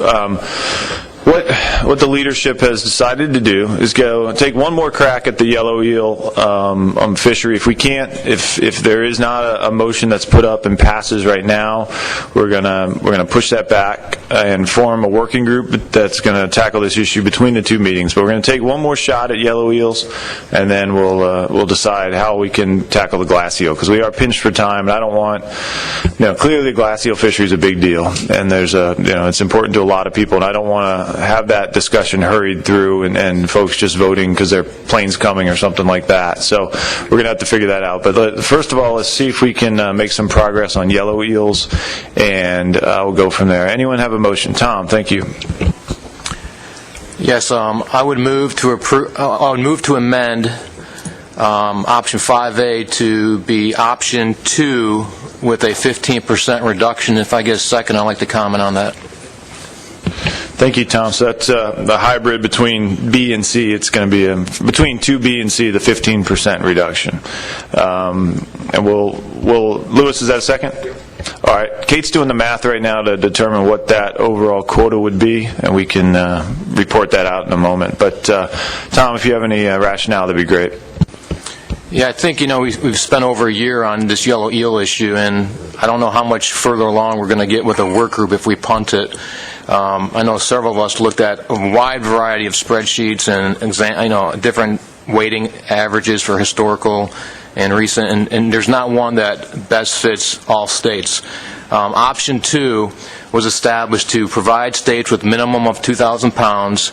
It doesn't allow any state to receive more than 10% increase from its 2010 landings, nor does it provide any state more than a 15% decrease from 2010 levels. So option 2 was intended to try to level the playing field, and with the 15% reduction in Kate's calculating, I think it's going to get us at or slightly below the technical committee's recommendation. Thank you. Great, thank you. Comments on this motion? David. I have a question on the specifics that I'm trying. Tommy, you working off of table 5? What option? What table are you working off of? It's table 5, okay, and so the numbers would be somewhere between option 2B and 2C with a 15% reduction. And you just said that no state would suffer more than a 15% reduction. Is that what you said? Or did I miss here? Kate can correct me if I'm wrong, but on page 17 it says that option, that no state or jurisdiction is allocated a quota that is more than 15% reduction from its 2010 harvest, and no state is allocated a quota that is more than 10,000 pounds above its 2010 harvest. Okay. So, David, I think the notion is that the percent shares that are used to allocate the quota under option 2 where the shares were established based on those buffering guidelines, the 10 and 15% numbers, and then those numbers or those state shares will be applied to a 15% reduction of the overall quota. Does that make sense? So there are, coast-wide, everybody's, the total quota is going down 15%, but the share that each of the states receives will not be, it's buffered, so there's not big losses or gains. All right, other comments on 2A? And Kate's going to put up what this would mean, or Mike is, or someone. We'll get up on the screen in a minute, but comments while that's coming up. Lewis, do you have any background that you want to provide? No, just I think this is the best compromise we can come up with. Seconded the motion, support the motion, and really don't want another working group. So fair enough. Jim Gilmore. Well, let me just state this clearly. As I said before, our data is terrible. We know our landings are well above 13,000 pounds. This is the worst deal for New York.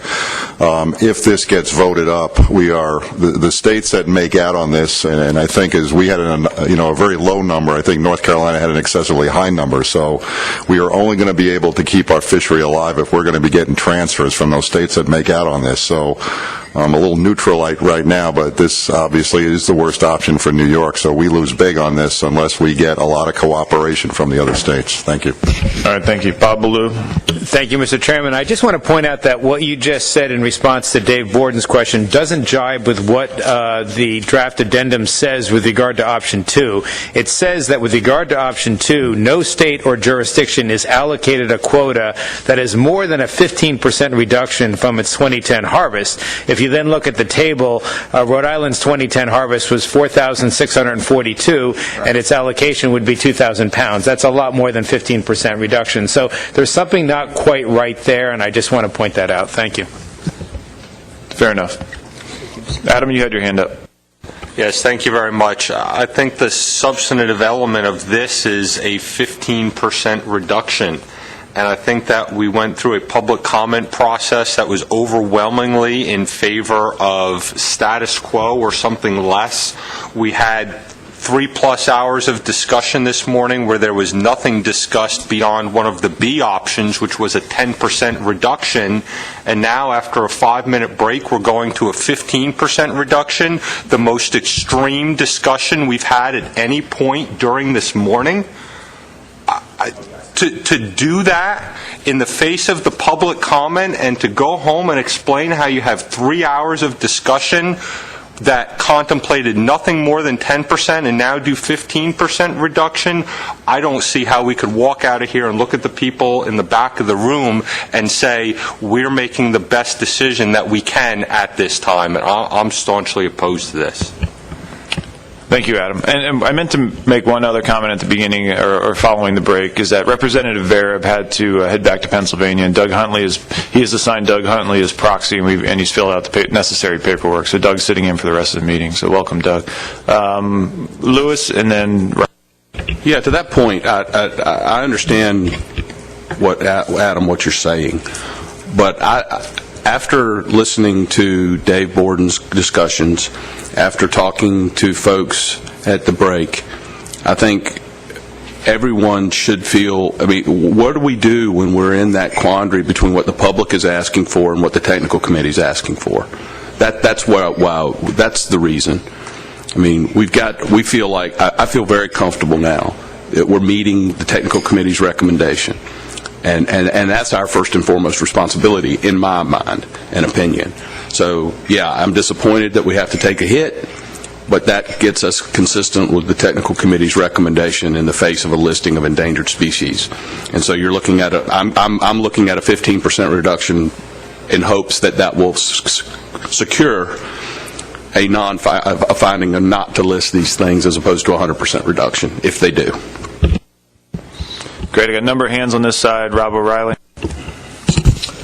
Yeah, I understand we're all hoping to resolve this, but I didn't hear any debate or comments or discussion on what Dave Borden had mentioned about the reference to the technical committee, and is that really the objective primarily? We didn't talk about that. That's fine. This is going a little too far. Virginia, just to speak about my state, would have been very happy with 2A.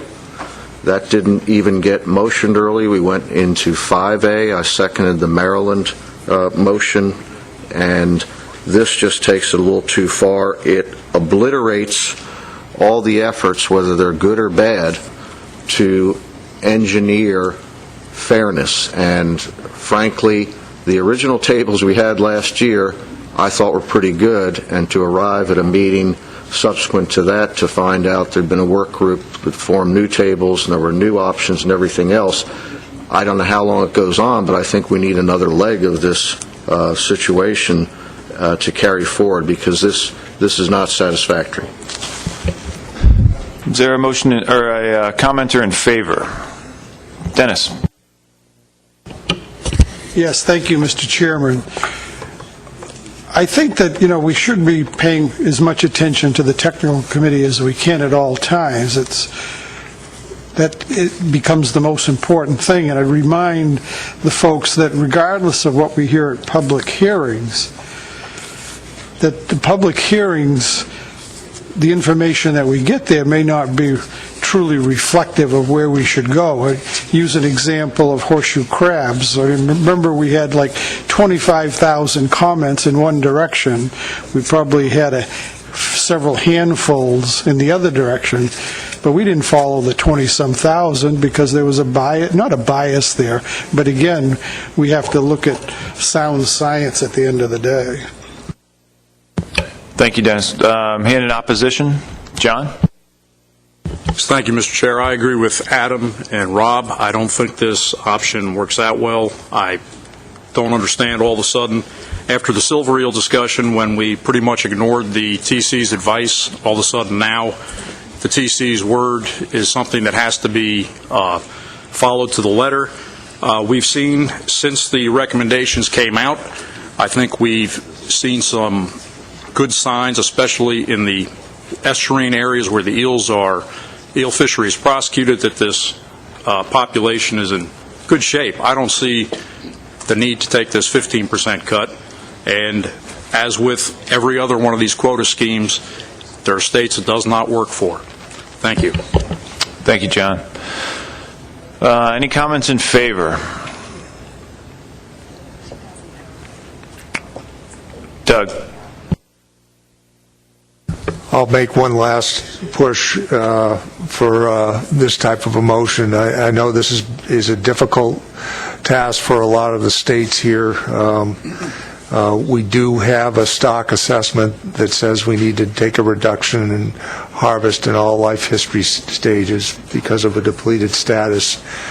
As has been mentioned, we have a potential listing of these eels, and I cannot agree with any of the comments that I've heard that the eel population, based on the best science, is in good shape.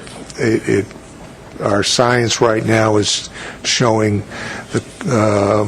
very differently, and so I think we've got to, as a commission, take the bull by the horns here and try and come up with a reduction in the yellow eel harvest that will attain at least some reduction in yellow eel harvest. This gets at what the technical committee is recommending.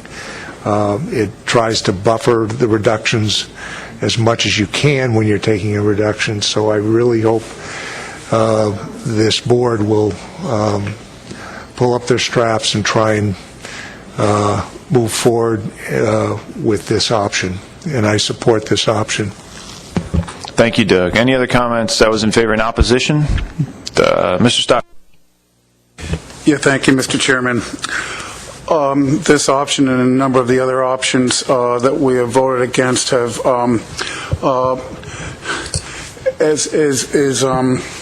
only been because we've been listening to the many comments made by the states that are being most impacted by the measures. I feel that this motion is just, we're throwing something at the wall at the end of the morning. It may stick, it might not. Dave Borden had a suggestion about deferring final action until October. That's sounding more and more reasonable to me. I'm extremely concerned that the time period that we have, there's very limited ability for the board to address the elvers, which has been, to me, what the focus of much of addendum 4 has been all about. The motion I have prepared for glass eels has got 7 components, each of which is going to be or could be potentially somewhat controversial. I don't want to rush through it and ruin months and months of work on part of the technical committee, this board, industry input, and come up and make a bad decision on the end. So my preference would be to defer action on yellow eels and glass eels until the October meeting. Whether or not a working group is a good idea or not, I don't know. It's not our fishery, but I would support this board regrouping and coming back and making a good decision, not just a decision because it's 11:45. That's fair commentary. What's the pleasure of the board? I think there are some folks in favor of this. There are some folks clearly that have expressed concerns. I think at a minimum, Terry, it might be a good idea if we do at least introduce some of your notions on glass eels to have that sort of seed planted, if you think that's appropriate moving forward. But we need to figure out how to get what we want to do with this yellow eel issue before then, and then we can talk about glass eels. Yes, Dr. Daniel, then I'll come back to you, Terry. We just have a lot of disagreement around the table. And I agree with Doug's comments in regard to the status of the eels.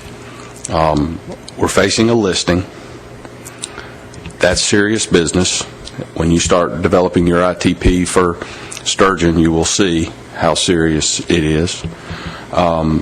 We've got a technical committee that we all love and support that has recommended 907,000 pound quota. there are going to be a lot of people, as Dave said, that are not going to vote for motions that exceed the technical committee's recommendation, and I applaud them for that. And I think it's our responsibility to take their advice.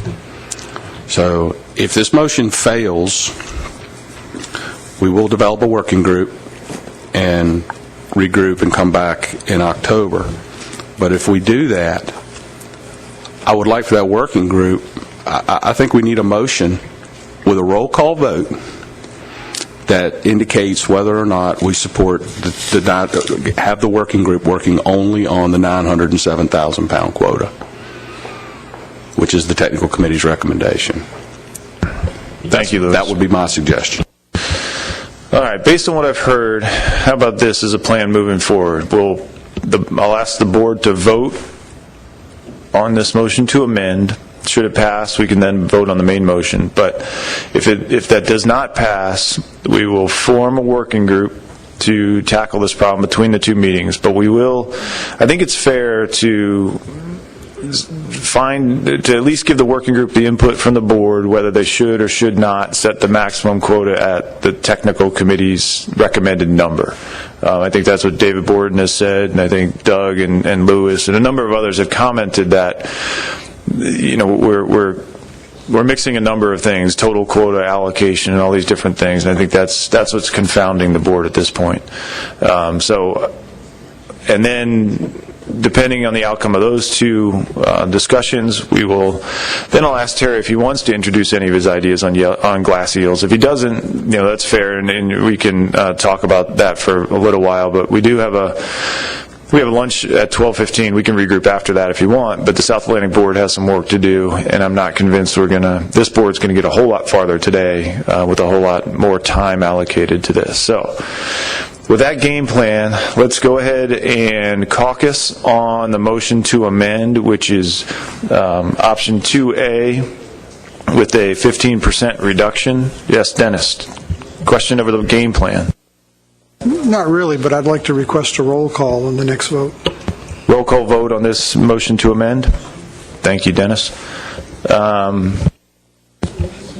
I will read it. Adam, you have a question about process? Yeah, would you want to give the public any opportunity at this point? We've kind of surpassed most of that today, but I think this is pretty substantive, and a lot of people have traveled a long way at this point. That's probably fair. Are there folks in the audience that want to comment on the yellow eel fishery only on this motion to amend, or really, where should the yellow eel overall quota be set and allocation? Anyone in the audience have comments on yellow eel, only yellow eel? All right, seeing none, we've worn them out too, Adam. All right, so I will read the motion in States Caucus, please.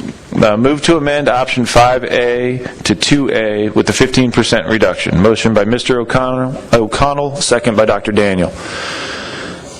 Need for additional time to caucus? Seeing none, all those in favor of the motion to amend, please. I'm sorry, roll call. I'm tired too, Dennis. That was at least 2 minutes ago you asked me that. You can't expect me to remember it. Okay, Kate, roll call, please. Maine? No. New Hampshire? Yes. Massachusetts? No. Rhode Island? No. Connecticut? No. New York? Null, N-U-L-L. New Jersey? No. Pennsylvania? No. Delaware? No. Maryland? Yes? DC? Potomac River Fisheries Commission? No. Virginia? No. North Carolina? Yes. South Carolina? Yes. Georgia? You need the microphone, Ross. Turn the microphone on, please, Ross. Yes. Georgia? Yes. Florida? Yes. Fish and Wildlife Service. Fish and Wildlife Service? Abstain. National Marine Fisheries Service? Abstain.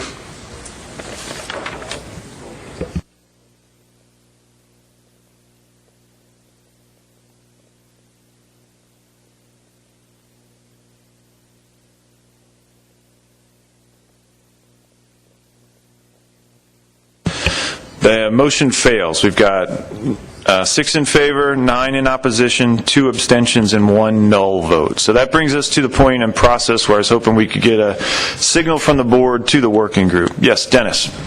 Well, I'm not sure about that, but I'd like to make a motion to postpone further action on this addendum until the October meeting. Second. In its entirety? So glass eels, yellow eels, the whole deal? Yes. Yes. All right, fair enough. There's a second by Terry Stockwell. Dennis, would that include not getting a sense of the board on sort of direction to the working group on should they consider only options that achieve the technical committee input, or would you rather have all of the working group consider essentially everything's fair game to them? I think after several hours, I'm not sure what I would want to recommend. I would leave it to you folks to decide what we should be doing. Because I think, I think we've had there've been a lot of different working groups and other folks that have looked at this. So we may need to put a little bit of sideboard on it for the working group in fairness to them. So we've got a motion to basically push everything back until the October meeting because folks have put a lot of time into that this morning. Any comments on the motion to postpone until the annual meeting?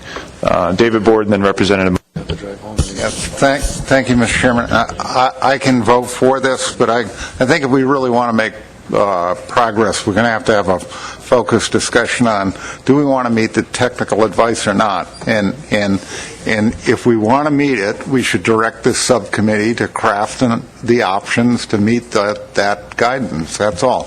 It will simplify the subcommittee task greatly. Thank you. Simplification sounds good. Representative Minor. Mr. Chairman, I would agree with that comment, and I think it'd be a mistake for us to leave today without having offered that kind of advice to the working group. I just get a sense that somebody's going to look at this and recognize that we're going to go another 3 months or whatever it is without any clear direction. And I think if we all knew and they all knew that we were working toward at least a goal of a certain number, how we get there is probably less significant. So I don't know whether this could be amended. I'm not even sure it's amendable. But if it could be amended in such a way as to provide that guidance, that's what I'd like to do. What's the pleasure of the board? What's that? Separate motion. So we'll vote on this motion with the understanding that after this motion we'll have a discussion on what guidance we should give to the working group. And then we probably need to talk about who's on the working group. So with that, is there any opposition to taking that course and postponing any other action until the annual meeting in Mystic, Connecticut last week of October? Tom? I'm just curious if we delay action until the last week in October, the state's ability to implement rules for 2015, recognizing if we're doing the quota-based system, it may require a little bit more work on the state ends. I'm not sure of the implementation timelines for the states, but that's something to consider probably. All right. With that consideration, is there any opposition to waiting until the annual meeting to give the final answers for yellow and glass eels? I don't intend to go back, and Tom's the actual board chair, but I think it makes sense not to go back and revisit silver eels if we can avoid it, because that took the first 2 hours. But so with that, I don't see any opposition to postponing till the annual meeting. Is there a motion to provide any guidance to the working group? Doug Grout. I would move to give them guidance with the yellow eel quota that it meet what the technical committee's recommendation was. Is there a second to that motion? David Simpson, thank you. Comments on that motion, Tom? I'm supportive of this motion. I just wonder if we need to provide similar guidance based upon the technical committee's recommendation to keep glass eel landings at or below 2010 levels, and whether that needs to be a separate motion or an amendment with the makers of this motion.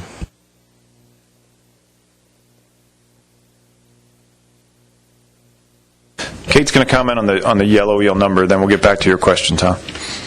I just want to clarify and make certain that the board will know what is going to be presented at the annual meeting, and so it will be quota options that do not exceed the 1998 to 2010 average harvest, which is 907,671 pounds.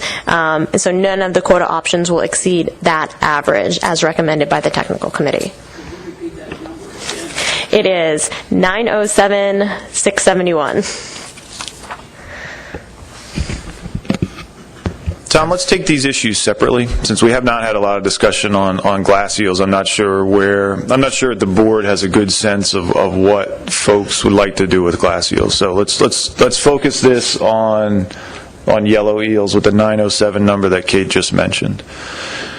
Any conversation on this motion?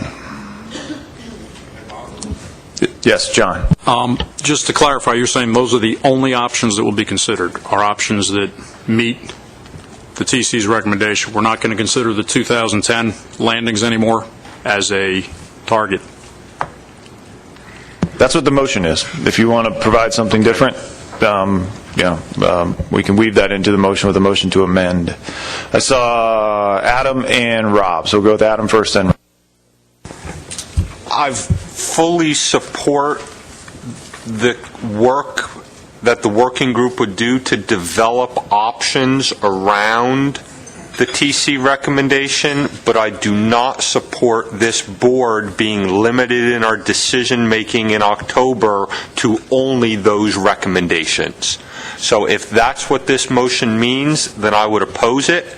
If the intent of the motion is to develop specific recommendations that meets with favor among multiple states for meeting the TC's recommendation, okay, but we have to consider the full range of options here in addition to what we would believe to be better options in October.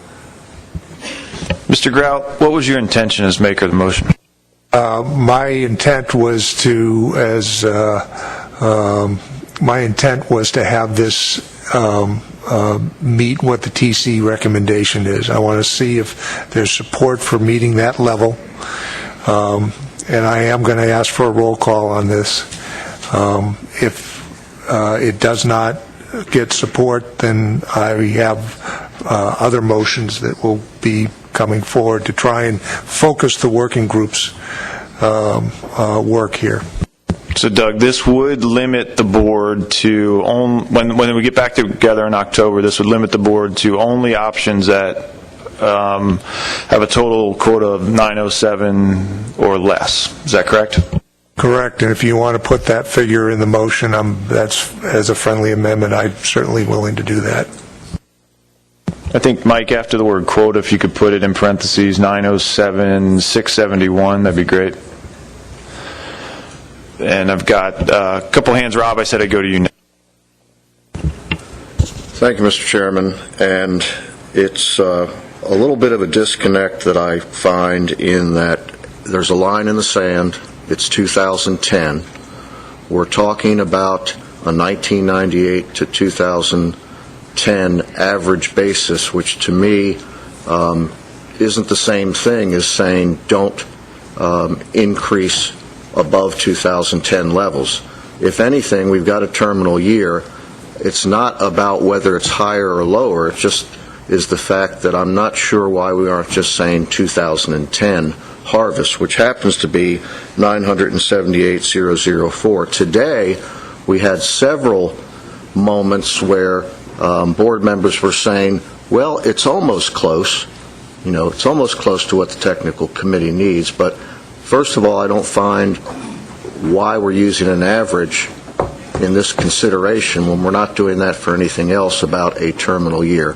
And the second thing is I may even have problems with a limitation such as proposed beyond using that average basis, but the limitation that we don't have other choices. I don't think that's a full discussion about the aspects that David Borden asked about, and maybe cutting a little bit short, I think. Thank you. Thank you, Rob. I saw Representative Kamiga. Do you have your hand up? Go ahead, please. Can we take a vote today that ties our hands for the next meeting, that limits our can we do that? It's unique. I think one of the general premises of Robert's Rules of Order is that a body cannot restrict the similar body from when at their subsequent meeting. So it's, this is guidance to the working group. I don't know if it would necessarily be binding that they couldn't, that the board couldn't consider another option. But it's kind of the best we can do at this hour, I think. It's up to the group. If you're not comfortable with that, then vote accordingly. Tom? Just to follow up on Rob's point, on page 12 of the document under glass eels, I interpret the sentence there that the baseline for reductions that's recommended is 2010, the terminal year of the assessment, but for yellow eels it's 2004 or 2013 average landings, and just wondering why there's the discrepancy there.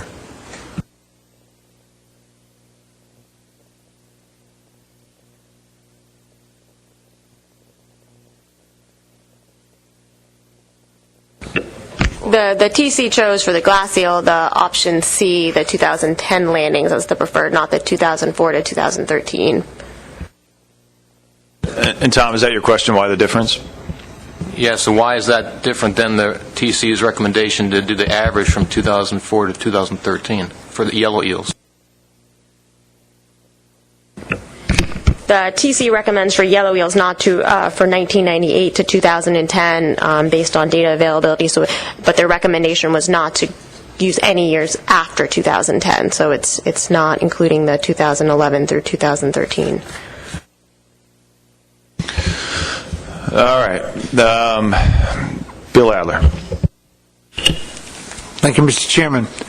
I don't see where this binds us to their recommendation. I think it's saying let's develop another set of things based on this number that will be coming back to the board, and I don't see where it's thrown out the other things.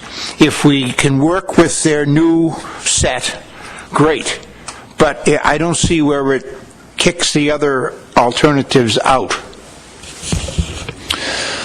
All right. Kyle, you haven't spoken.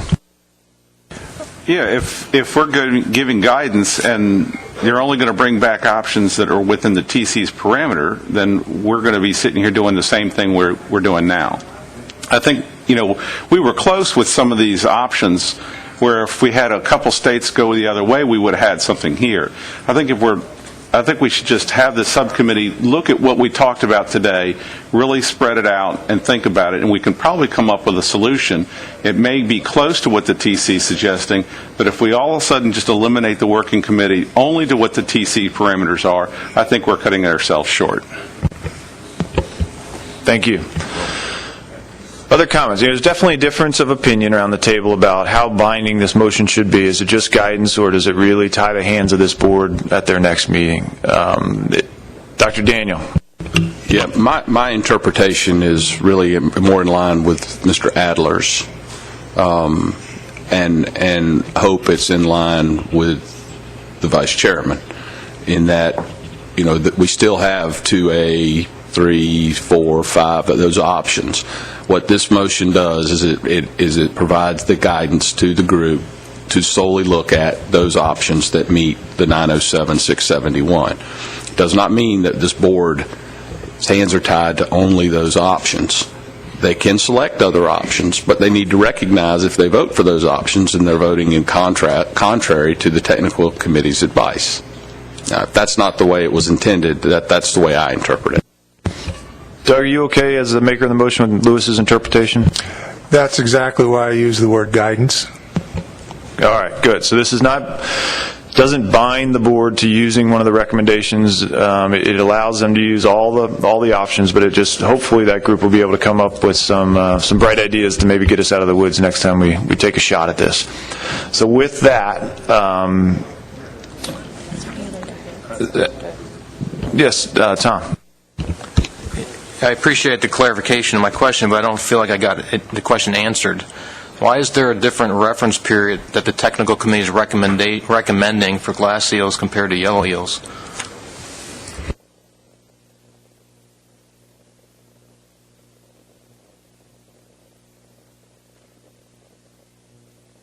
Tom, I think we may need to figure that out between the two meetings, if that's okay. It's kind of tricky to do it on the fly here. Yes? Well, just a follow-up, I think, because, I mean, if it is 2010, like glass eels, it changes what this recommendation should be. I mean, we're stressing a lot of importance of following the technical committee's advice, and I'm not sure why the inconsistency is there. That's fair. And is everyone comfortable with sort of the TC going back and looking at their notes, figuring out how they ended up here? And if 2010 is appropriate for yellow, then we can provide that guidance to the working group as well?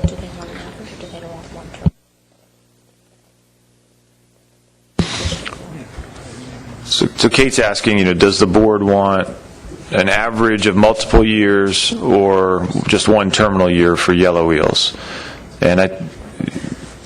or glass eels. And I guess that, that's the advice the board may be looking for from the technical committee. What does the tech committee recommend? Doug? If there's not certainty that 9,767 is actually the recommendation of the technical committee, then maybe we should take it out, because it sounds like there's some question here as to whether because there was a discrepancy between recommending reductions being taken off of 2010 and then in the yellow eel using an average that you're going to be taking the reduction off. My intent was to go with the technical committee's recommendation, so... The technical committee recommended not using data past 2010, and then the recommendation for using the 1998 to 2010 harvest average was a reduction from that 2010 level, from what I remember.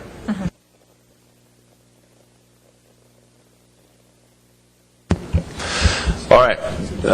Emerson, you haven't spoken this morning. It's not even morning anymore. But that's right, it's afternoon.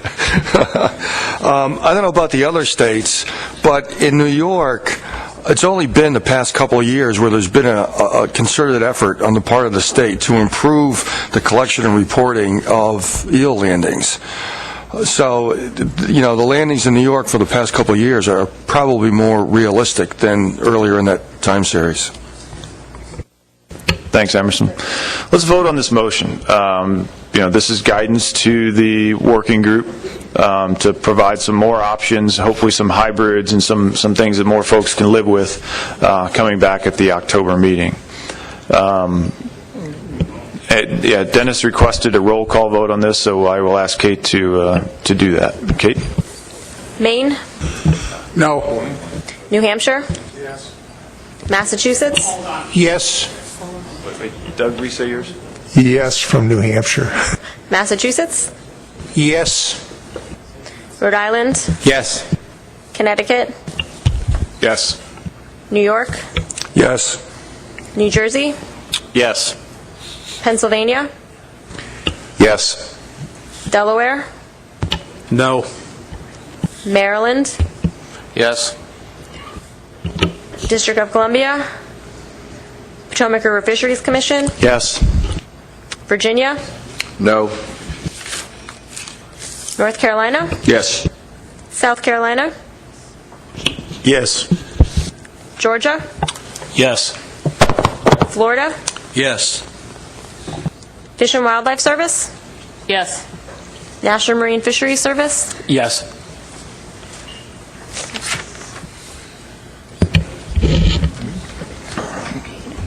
The motion carries 15 votes in favor, 3 votes in opposition. No abstentions, no null votes. So this leaves us at, is there any other guidance that folks want to provide to the working group? More the better. Tom? You look reluctant.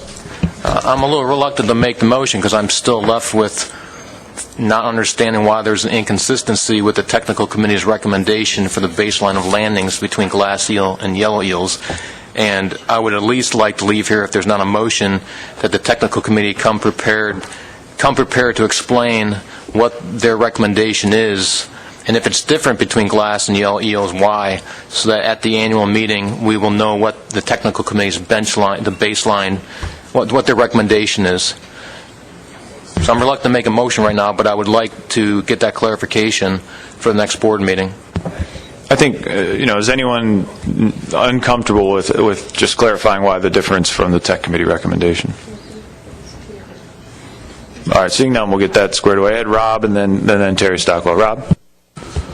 I'm not uncomfortable, but what prevented us from voting for the motion is the fact that the 907-671 is there, and we don't think that's the correct value that should be there, based on comments given previously. Thanks for clarifying that, Rob. Terry? Yeah, thanks. I'll try to provide a little clarification for Tom. The TC's advice for 2010 was based on the terminal year of the assessment. The different number that you see on page 12 of the document reflects part of the discussion that we had at our last meeting when Maine voluntarily implemented the 2014 management measures. We requested that the most recent landings be added into the document so that we could have a fuller range of alternatives. Any other guidance for the working group? Tom? I can appreciate that. I still don't think that it answers the question as to why the technical committee's advice is different. It seems to me that we should be considering 2010 the terminal year of the assessment for both, or the range of years for both. And one concern I do have, just if you look at the options for glass eels, there's only one option. I think it's the closure that would get it below the average landings from the 1998 to I'm losing track of the years here, but the same recommendation for yellow eels. I don't think there's many options in the glass eel options to meet that, and we're going to have the same issue, I think, when we get to the glass eel discussion at the next meeting. Thanks, Tom. Yes, David.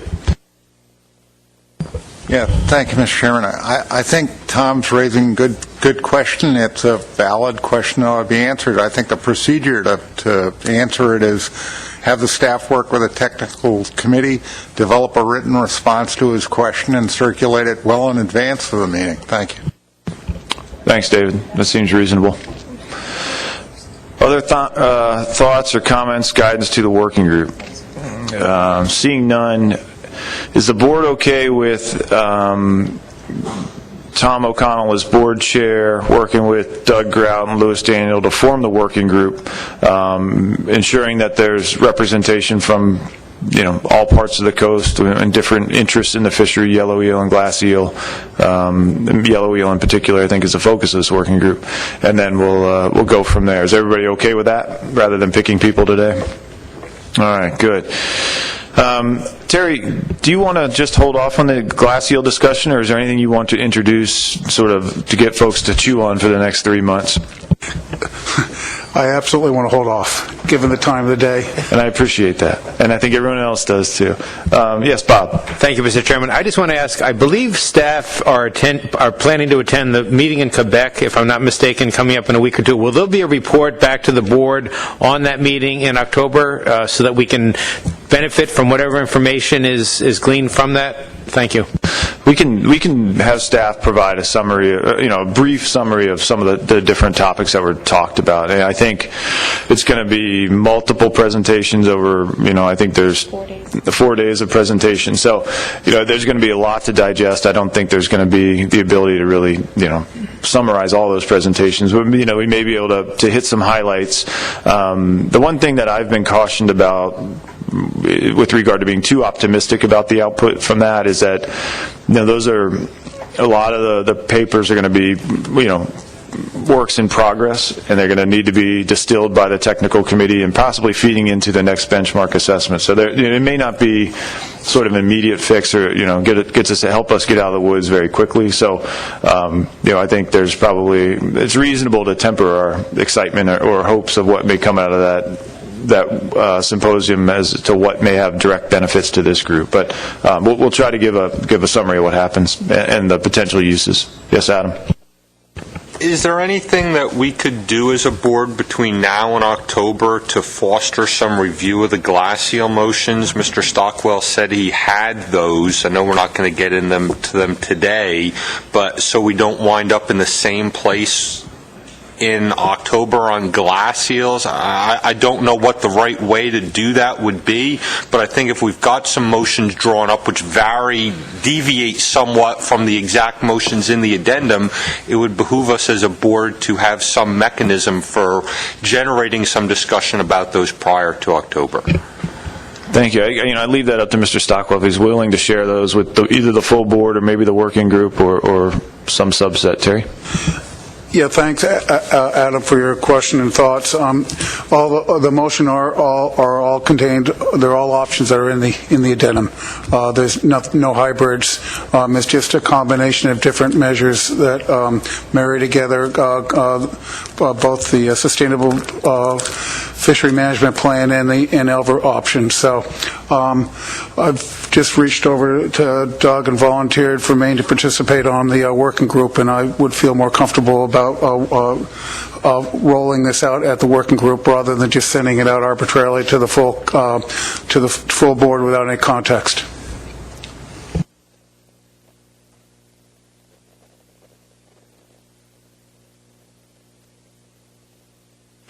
All right, thank you. I think that's it. I hope that's it. Is there anything else to come before the eel board? We got one commenter in the audience, and then Doug has his hand up. Doug, before you speak, then we'll go to Jeff in the audience. I know under other business there was a notion of the tolerance and the 1/2 by 1/2 inch mesh size for the traps, and I think we'll postpone that until the annual meeting as well, just so I think folks here probably wouldn't give it the discussion that it deserves at this point. Is that what you were going to ask about? Then you're all set, Doug. All right, thanks. Yes, the one comment from the audience, Jeff. Oh, there's two. Thank you, Chairman and American Eel Board. I know it's been a long morning. Under other business, I had circulated a letter this morning asking for an action item for passage and habitat through hydroelectric facilities to be taken up at the next meeting. Listening to the comments at the board today, we all seem to agree that passage is the biggest problem to this species, as U.S. Fish and Wildlife mandates, and it's in a number of documents.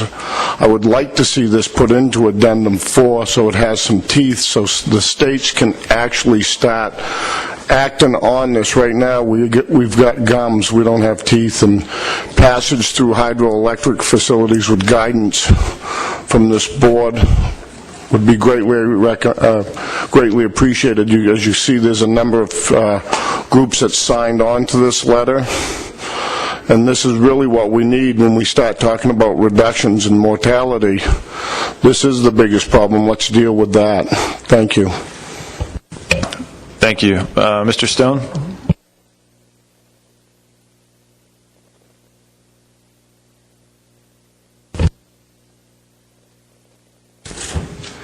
Thank you, Mr. Chairman. My name is Dick Stone, and I represent the American Eel Forum. I just want to state that I'm very disappointed that we didn't have a chance to get to some of these options, because I think some of the options, such as the state-specific fishery management plan, would allow states to get better data. And some of the things that have been mentioned here today is the lack of data and how we need more data. But my main concern is that this is the second meeting I've been to and we haven't really had time for adequate discussion. The discussion is extremely important. So please, for the next meeting, maybe we need to allow another couple hours or whatever, but I just hope that there will be adequate time for discussion. Thank you. Thank you, Mr. Stone. Yeah, the annual meeting's shaping up to be 2 days for striped bass, 2 days for eels, then we all go home. So everybody get comfortable. I think that's it to come before the board. I want to make one other comment before the board adjourns. And there's a rumor going around that Joe Fessenden may be retiring between this meeting and our annual meeting. I think he's still planning on coming to the annual meeting, but I wanted to publicly thank Joe if he changes his mind, he doesn't show up to the annual meeting. I wanted to thank Joe for, as he mentioned earlier, he's been in law enforcement since 1975, and I think the bulk of that he's been helping out ASMFC on, the law enforcement committee. He served as a law enforcement advisor to a number of our boards, eel, lobster, striped bass, I think shrimp, maybe herring for a while. And, so he's been here a long time, helped me. Thank Joe for all of his service to the commission and wish him the best of luck if we don't see him at the annual meeting, but hopefully we'll see you there. So thank you, Joe. Appreciate it.